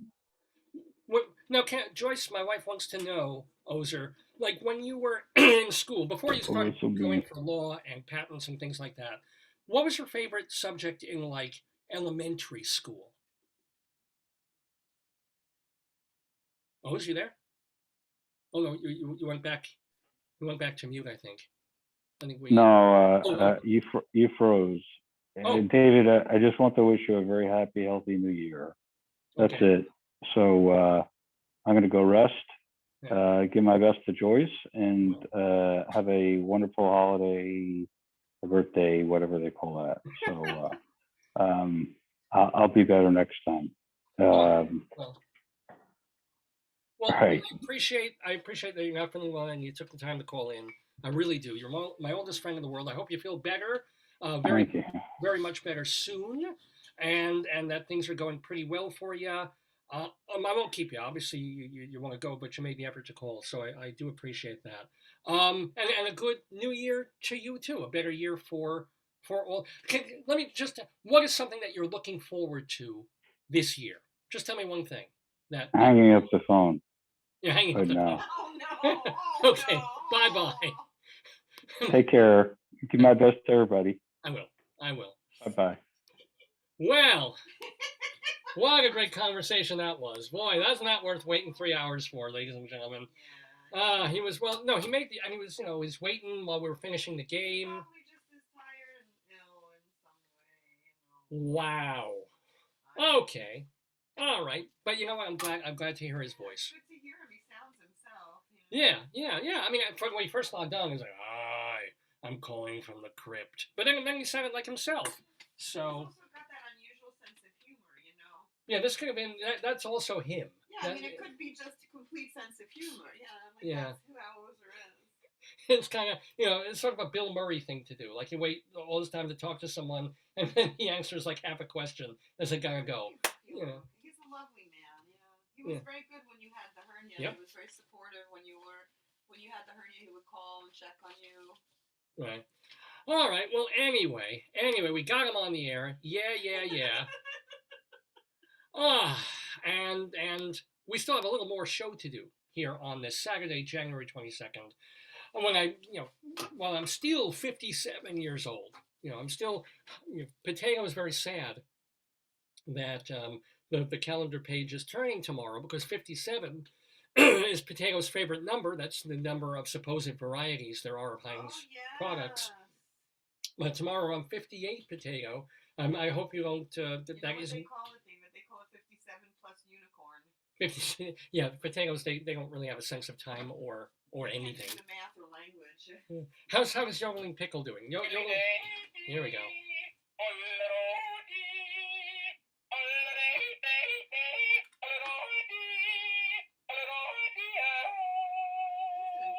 There we go. Thank you, Yodeling. He sounds great. We had him a couple of years, and he still sounds vital and young. Well, you don't overuse him. I mean, you only bring him out on select occasions.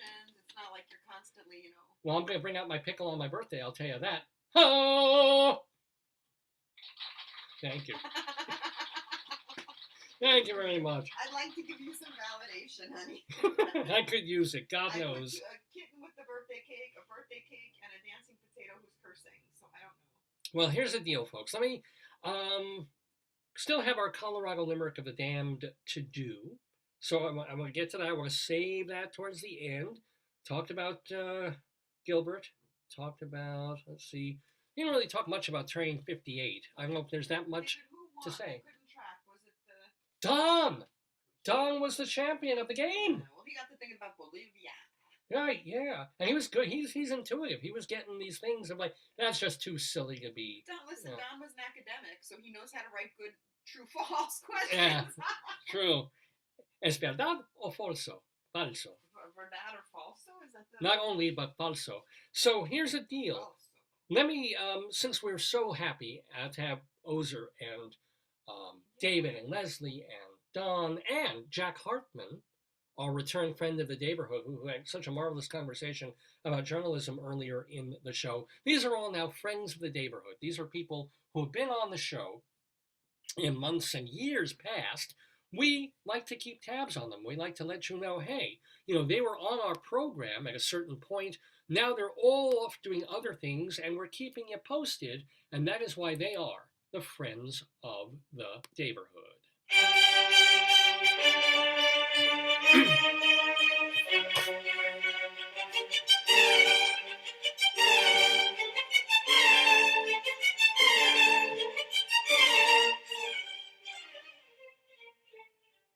Yes, the friends of the Daverhood, ladies and gentlemen. These are, as I said, people, some of them famous, who have been on this program over the years, and we're proud of them. We consider them family. What are they up to? For example, gotta give a big congratulations to singer-songwriter Janice Ian. There's a profile of her in the New York Times I think it was Sunday, and in conjunction with the release of what will be her last album, The Light at the End of the Line. Why is she's retiring? Yeah, she's not sick or anything, but this is just kind of this is her valedictory statement. So they did a whole big article about her in the Times, Janice Ian, not to mention that her album is out, The Light at the End of the Line. That's a great title.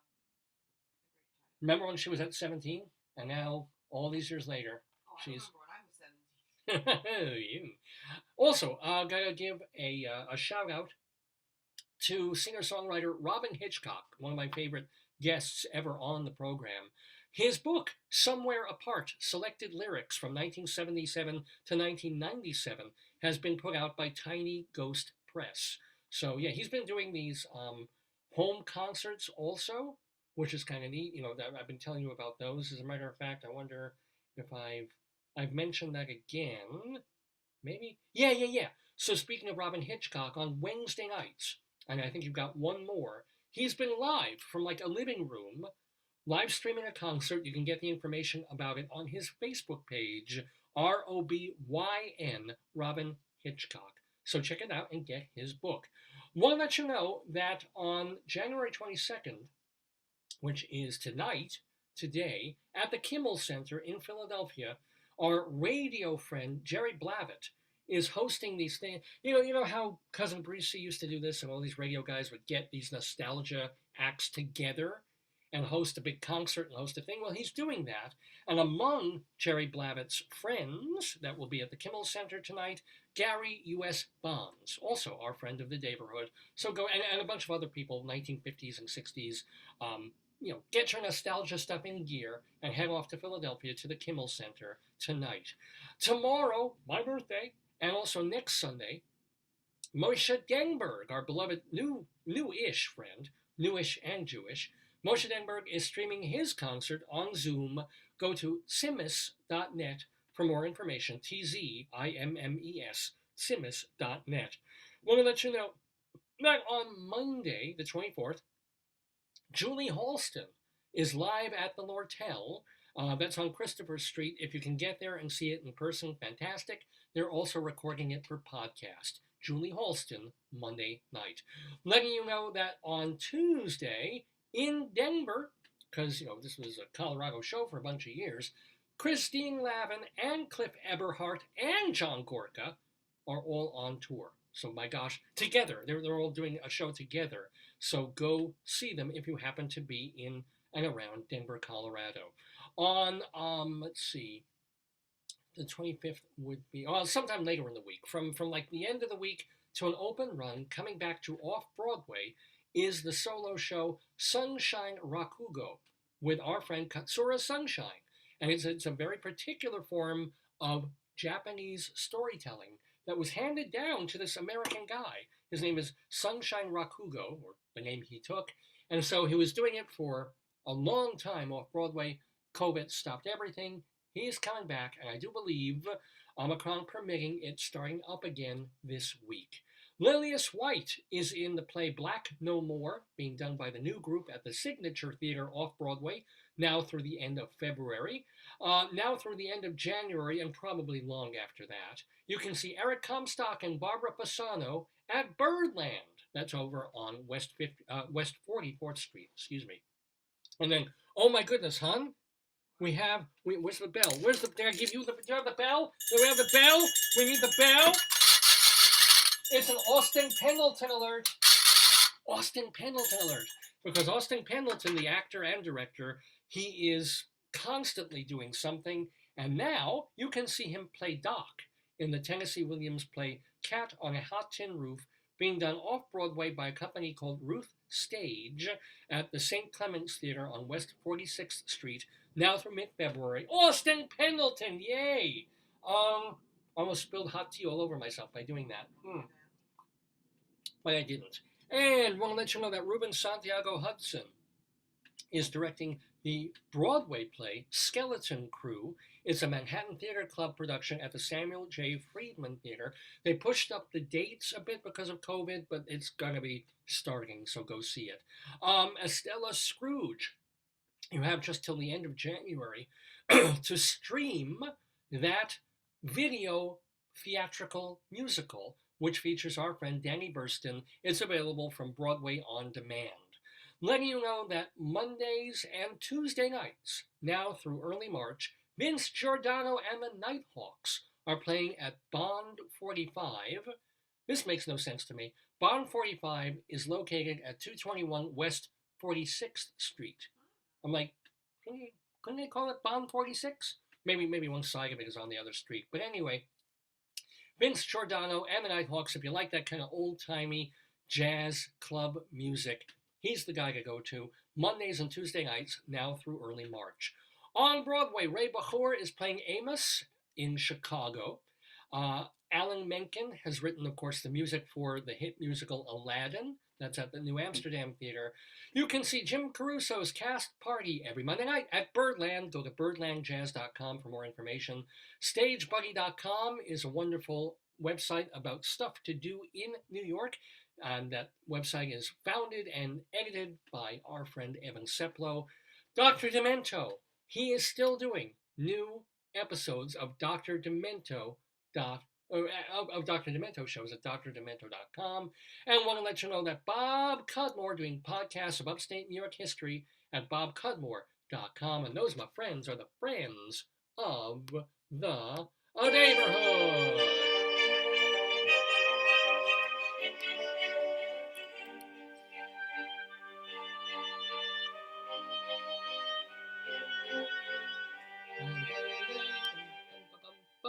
So yes, it is about 10 after 12 Eastern time here in the Daverhood. So yeah, we still got the Limerick coming up. Is there anything else we want to really talk about or discuss? Or, you know, I just have, like Tom Papa was saying, you put down a word and you try and you know, it conjures up stuff to talk about. And all I put on my thing was turning 58. But I don't know if I need to really talk about that. I'm talking every week here about my life. So is there really going to be anything different tomorrow afternoon than this afternoon if I'm happen to be calendarly one day older or 1 year older, right? I'll be 58, not 57 anymore. Thank goodness. I feel, knock wood, fine. I'm okay. You know, I'm a good 58. Not everybody is. Remember when you were a kid and someone was 58 years old? That you figure, aren't they great-great-grandparents at this point? Everybody looks so old at 58. And me, I feel I'm looking pretty good. And if I had hair, I could still pass, I think, for 40s. I don't have hair, so I'm obviously 50s. But I don't necessarily look like geriatric grandpa yet. Rather amazing for me to think that I've already been in AARP for 8 years. How does that even happen? How does that go? But yeah, I don't know. I don't even know what to mention. I did want to talk instead about another note that I made for myself about cold weather. And so it's been cold here in New York for the past, couple of days. Like the coldest, most annoyingly cold weather we had. We had one really cold day about 3 weeks ago, but it was gone. And then we got a bit of a cold snap here. And everybody's like, oh, it's okay. Everybody at work, everybody around, everybody on the TV, the weather reporters, and you just feel like, so cold. Oh, cold weather. And yeah, it's like 14 degrees out or 20 degrees out. And it's annoying and it's cold and it's the East Coast, so you feel the damp. But here's what I don't, does nobody remember this? Is nobody my age? I grew up in Brooklyn and then Long Island.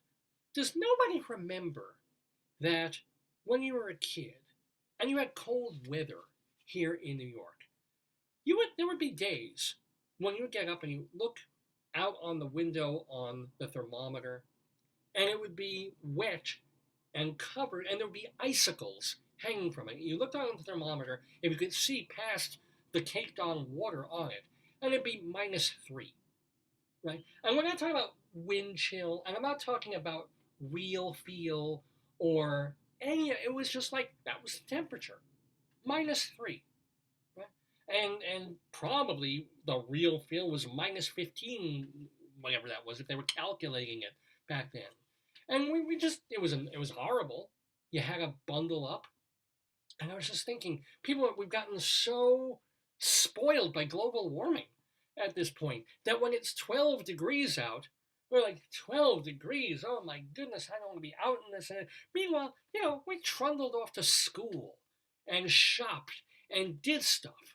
When literally the temperature was under zero, when we were getting like North Dakota weather, many days of the winter when I was growing up. I'm not imagining that. Joyce, you're younger than I am, but not that much. Don't you remember it was common to have the occasional minus day?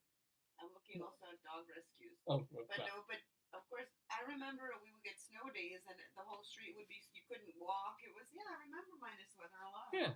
And also, and the way people... why we've become accustomed with global warming. We know that it's like, what? In global warming, there's no seasons. We've lost a lot of the seasons. Yeah, or the harshness, the severity. We get the more severe storms, but the actual severity of day to day. And we've just gotten so spoiled by things, man. And also, it just occurred to me, like, yesterday. It was yesterday morning, I had to go to work. It was like, 10 after 7 in the morning. And I'm like, it's real cold and bitter. I want to go grab a couple of things and shop first and do this. And, all bundled up. And then I realized, like, when I was young, and I wasn't driving then, I was too young to drive, but you all remember this, that back in the day, and I know I'm turning into old Groucho on this, but back in the day, if you wanted to go anywhere, and it was 20 degrees outside or colder, you couldn't just go, right? You had to go, start the car.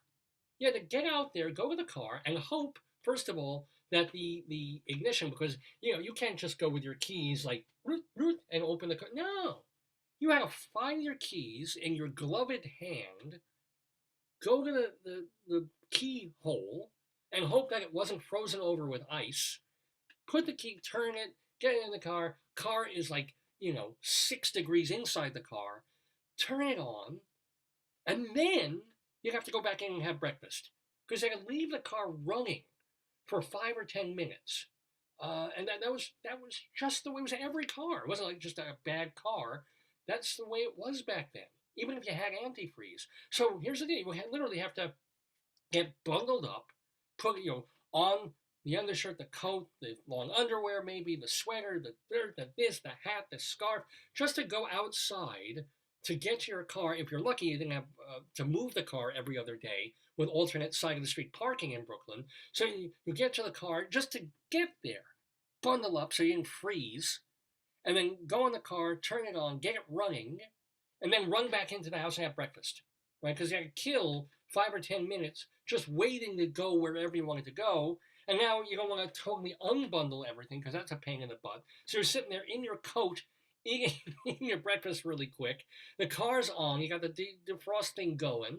And it's just the irony of the times that we live in. Now it's literally illegal to leave your car on and running under any circumstance if there's nobody in it or near it. Yeah, because it's an invitation to criminals. to steal the car. Back in the day, you had to turn the car on, right? And you didn't want to stay in it or sit because it's freezing. Yeah, carbon monoxide poisoning. Yeah, and you had to keep the car going. You couldn't suddenly, like we all do. Now you get in a car, honest to God, it's 10 degrees out, car starts, and the first thing you do is, let's put on the defroster and the heater. Back then, you had to run the car like 5-10 minutes before you can even dare put on the defroster, dare put on like the heat in the car so you could get warm, just to make sure that the car wouldn't die right there. Or if you got in the car, you rolled the dice, you drove 3 blocks, and then the car would stall. And of course, if the car stalled back then, what could you do? You can whip out your cell phone and say, "Hey, AA." Now you had Flag down yeah. somebody. You curse and then Yeah. wave your hands on the highway. help. Do you have a jump? Find somebody with jumper cables, or go to the local house and wave and say, "Hey, I'm so sorry. Can I use your phone?" I mean, it's so we complain that things are bad and worse and terrible, and in a lot of ways they are. You know, and plane travel has kind of gotten icky compared to maybe 30, 40 years ago. And some other things have. You know, we've lost our newspapers, right? And I'm sure you can find this, and we're living through a pandemic. We are. And New York City has gone downhill over the past few years. Stuff. And yet, if you think about it, imagine just going to work in 1972 versus 2022, right? And what that entailed, if you were driving to work, of getting from your house into a car, parking into an office, versus, you know, come out now, run to your car, turn it on, it goes. You literally start pulling off the curb, you start the defroster, you start the heat in the car. Within 3 or 4 minutes, it's now quite comfortable in the car, and you're driving along, and you don't even think about stalling out. You know, if your car's half decent. So I guess that's me, who is not particularly the most optimistic or hopeful person. If I'm looking for things when I'm turning from 57 to 58, there are times when you do kind of count your blessings. There are times when you do say, hey, you know what? Certain aspects of my life right now are better than if I were living in 1982, 72, 42. God, if this were 1942, I'd be dead. You know, or 1872, 1652. There are quite a few aspects of life. If I want to listen to music, you know, well, I want to cough up $10 a month or $12 a month, I can just, you know, without commercials, listen to so many hours of music that I could never listen to them all before I die. Or the same songs over and over if I chose to. That's an amazing thing to have. Any movie I really want to watch, there for me. Either for free or at an incredibly reasonable price considering what is available there. Any TV show, right? Any book I want to read.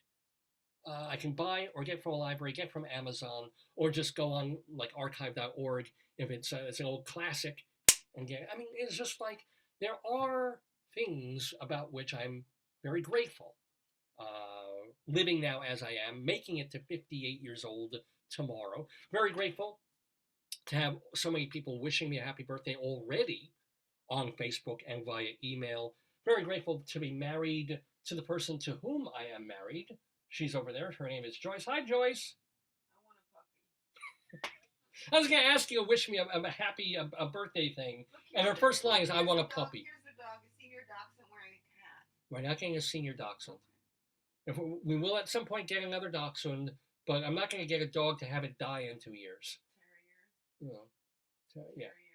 Joyce has gone into Facebook. I want to look at available dog land. I'm in the pet finder. She's in the pet finder right now. So, There's a little dog with no fur. well, this is actually good timing because she can concentrate on pets while we do the most disgusting part of the show, which is our Colorado Limerick of the Damned. This is because Joyce and I lived in Colorado for a whole bunch of years. And so I got it into my crazy little head to do a poem about all these different places in Colorado. A limerick for each big city, small town, little tiny forgotten ghost town, Hickburg. And I've got about 180 of them at this point. And I'm not stopping anytime soon, even though they're getting a lot harder to do most of the time. But we have one. We have one this week where we are going to Hermosa, Colorado. That is a town. Hermosa, Colorado, for our Colorado Limerick of the Damned. You're the poetry man. A limerick is a comic verse of 5 lines, in which lines 1, 2, and 5 will end with words that rhyme. And likewise, verses 3 and 4 also end with words that rhyme. So this is a limerick. Rocky Mountain, Oh, Colorado, Rado, indeed, ladies and gentlemen. Yes, so our Colorado Limerick of the Damned. Now, if you know limericks, or if you know this show, you know they're very short poems, 5 lines long, and that they're meant usually, because of the form, it's sort of a comical form. So you're generally going to be reaching for something that's either amusing or funny or downright rude or downright horrible and disgusting. So that's what we're doing here for so many different places in Colorado. And today we go to Hermosa. Hermosa, CO, is an unincorporated community in far southeastern Colorado, kind of near Durango. The town is basically known for, this is what it's known for, a giant water tank that services the Silverton Railroad. There's also a creek, and I'm going to pronounce it like that. There's a creek running west to east through the town. It also has the Hermosa or the Hermosa Cliffs of red sandstone. After 3 hours, I can't get the words out. It also has Hermosa Cliffs made of red sandstone. It's actually quite pretty. And Hermosa means beautiful in Spanish. So Hermosa, Colorado. This poem is not quite beautiful. Are you ready? I hope you are. A musical girl from Hermosa went out with a famous composer, but romance was gone when he used a baton to dig out the snot from his nosa. At least it wasn't sexually horrible or vicious or vulgar or, well, it was vulgar. It wasn't as offensive as usual. I would say I'm getting better, ladies and gentlemen, but you never know. Next week might be the worst one yet. Usually is. Anywho, if you have any complaints or comments or thoughts about the show, or if you want to wish me a happy, please do. You can email me, davesgoneby@aol.com. Daves, Daves, Goneby @aol.com. Or feel free, if you're watching on Facebook, of course, to message me on Facebook, post under the show or under any of the shows, and send your message there. I read everything. I answer as much as I can, given the time in my life. But please do. I do love hearing from you. It's all about the connection with you, the viewer, the radio listener, the podcast listener. That's why I do it every week and have been since 2002 when we started the program. davesgoneby@aol.com. Also want to remind you, I have a Twitter feed. Radio Dave 2 is the feed on that. I'm not as up on that. I'm not as good about doing tweets as I should be. I gotta get better at that. And at some point I will get a new phone, and that phone I will have Instagram, and I'll join that revolution as well. Don't know about TikTok. We'll see. But anywho, I want to let you know davesgoneby.com is where the archives reside. They're all free. Thousands, literally thousands of hours at this point of the show. Going back to our first one, almost everything we have ever done. Chronologically available. Some of it audio only, because they were radio shows. The video programs are there.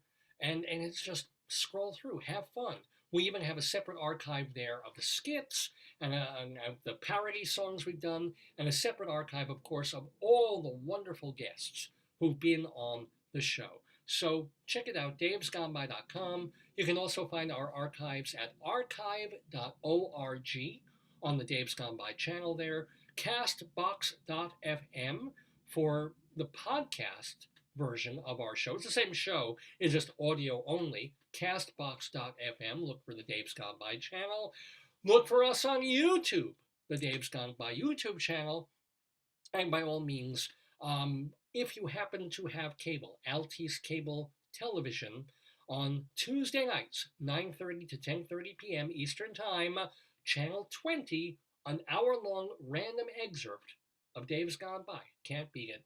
If you happen to be sitting there in your chair, you're not on the computer, there we are. Every Tuesday night, 9:30 p.m. on Channel 20 on Long Island, Nassau County, Altice Cable. And also, please don't forget, whole other website, davelefkowitz.org, is the place to read my stuff. This is not really connected to the radio show, but it's all my one-act plays, full-length plays, the hundreds of theater reviews I've written of Broadway and off-Broadway theater, and cabaret as well, and off-Broadway, plus my song lyrics, plus the many, many interviews that I've done for print. It came in handy like 2 weeks ago. I dug up an interview that I did just a couple of years ago with Ronnie Spector. So when she passed, I could direct everybody to the interview that I did with her.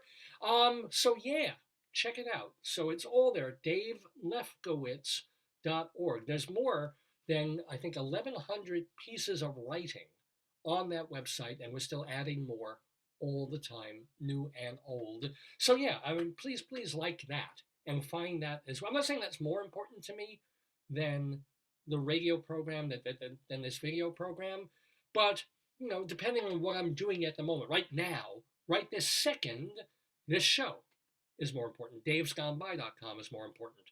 Later on in the evening, when I'm working on a play or doing some other stuff, it's like, no, wait, no, I want people to read my plays and produce those. That's more important, right? So they're both important. davelefkowitz.org, davesgoneby.com. If I'm bringing anything into my 58th year on this planet, it's again this idea of I'm generating new work, but also consolidating and bringing forth all the old stuff too. And really, what more important thing am I going to do, right? I don't have a kid. I'm not raising any child to be some great thing or this great humanitarian or president. No, that ship sailed not happily, right? And I'm not going to have my great American dream job of running a Broadway theater or owning a radio station, as far as I can tell, or any of that. I'm just living my life. I'm working my day job, you know, doing the marriage, doing the work on Performing Arts Insider. Yeah, well, yeah, I mean, it's just, that's, you know, the life, a very, very normal life that ended up being carved out for me. Okay, fine. The abnormal part is the show and the creative work that I do and that I just, you know, dive into when I can. So that's the important thing for me moving forward, and I hope all of you will join me for as much of that as you can tolerate or as much as you can enjoy. So, speaking of enjoyment, before I let you all go and move on to more of my own personal birthday weekend, let me tell you about what's coming up on the program in the weeks ahead. So we're going to be here next Saturday, January 29th, for the 835th episode of the show. We're figuring out what will be on that episode, but I want to tell you, you're going to want to be with us in February, because check this out, on February 5th, we will have in the Daverhood, now this is someone I interviewed in print a few months ago, and had such a marvelous time talking with her, because it was a Zoom interview that I then transcribed for the article. But, you know, we hit it off, and coming back and being with us on the program, it's Cagney herself, Sharon Gless. Wow. Actress Sharon Gless going to be with us on the program. You know who loves her? You should contact that person. Yeah, someone that I worked with at a publication, it literally found my interview with Sharon Gless in, you know, I guess either from my website or from Long Island Woman, which is where I wrote the article. And she's like, oh my God, you know, I can't tell you what a fan I am of her and of the show. And I'm like, well, guess I couldn't really, it wasn't set then. I couldn't tell her for sure. But now I can tell her for sure. Tune in February 5th, 2 weeks from today. And Sharon Gless will be our guest talking to Rabbi Saul in the Daverhood on Dave's Gone By. And then the week after that, we're going to have a special kind of show, because we're going to have a multiple guest format. It's going to be as crazy as our New Year's show almost, because it'll be, at least the interview part of the program, will be tied in with the New York Off-Broadway Frigid Festival. And I was looking and saying, oh, maybe let me see if there's anybody here who might be interesting. Some of the show titles are kind of funny. I'll tell you about those next week. Let me see. And I contacted the press person, and she's saying, well, you know what? Any idea, any chance of throwing a bunch of people on?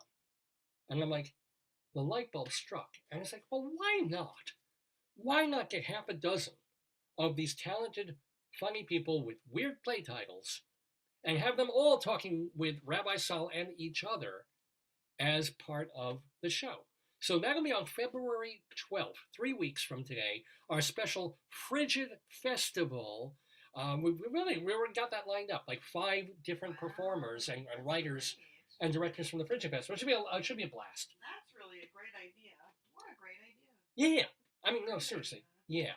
And then, fingers crossed, we do have this set up. We will have, returning to the Daverhood, someone pretty major in late February, probably the 19th. Judy Collins will be back in the Daverhood. That Judy Collins. She's got a new album. She's been touring. Judy Collins. Do I have to say anything else? And then coming in early March, we will have the comedian Candice Guardino. So she will be joining us too. A lot of great, great people coming into the Daverhood. If you want to keep track of it, remember you can either follow this Facebook page and also see what we're doing on davesgoneby.com. Well, my friends, it is time, alas, to leave this 834th episode that we've been calling One from the Heart in honor of our first guest on the show, John K. Hartman, aka Jack Hartman. Remember to go to John K. Hartman. I feel like I'm miss somethinging that, but there is. It's John K. Hartman. Jack, find him. Just Google him. And also he's on the Columbus Free Press. So I stuck it in the... It's in the chat on Facebook as well. So thank him very, very much for being with us. And you should thank Cynthia and Patricia. Thank you, cousin Cynthia. Thank you, Patricia. Anybody else, right? Any other people who are wishing me well or just... Make out everybody, but yeah. It's Patricia Ann and then cousin Cynthia. They both were playing the game. The game. And they were commenting on each other. Well, yeah. So thank you to everybody who's been watching and typing in on Facebook. Tell your friends. Tell more and more people. More and more people are knowing about this show. It's starting to amaze me how many people, come at me or want to be friends on Facebook or want to send me guests and stuff. It's kind of neat. I'm very proud of that.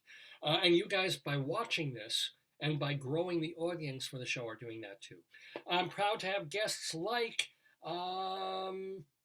where David Sheward, Leslie Hoban Blake, and Don Perl in the Daverhood as well, playing the game. Very happy to have for a moment my old friend Ozer Teitelbaum on the show. I hope he feels better. What? He's very hard to capture. He's like he's a butterfly. You get him in the net for a second. He's a unicorn and a butterfly mixed together. He's a unicorn and a butterfly mixed together. What am I? Am I like a snail missing teeth? What am I comparatively? You're a chimera? What do you say? Chimera? Chimera, right? Oh. That's what you are. Huh. I'm that evanescent. I'm that. I can't say it. I'm there and then I'm gone. Which I kind of will be in a moment or two because we're ending this episode of Dave's Gone By. We will, I hope, see you next Saturday, January 29th from 9 until noon or thereabouts right here on this Facebook page. And just a pleasure to do it. I will, at that point, be an old man of 58. So, chopper's still holding.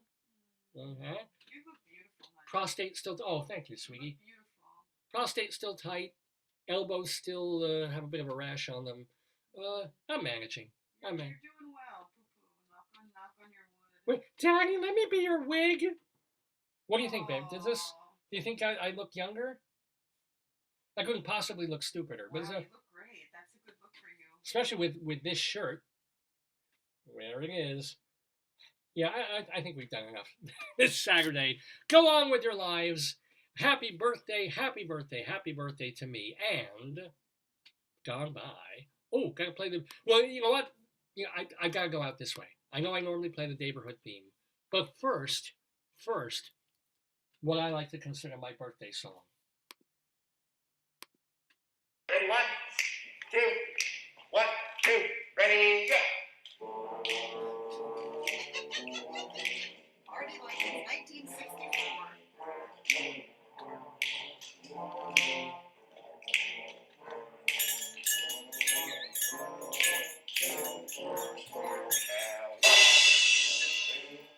Play your tambourine. Yeah.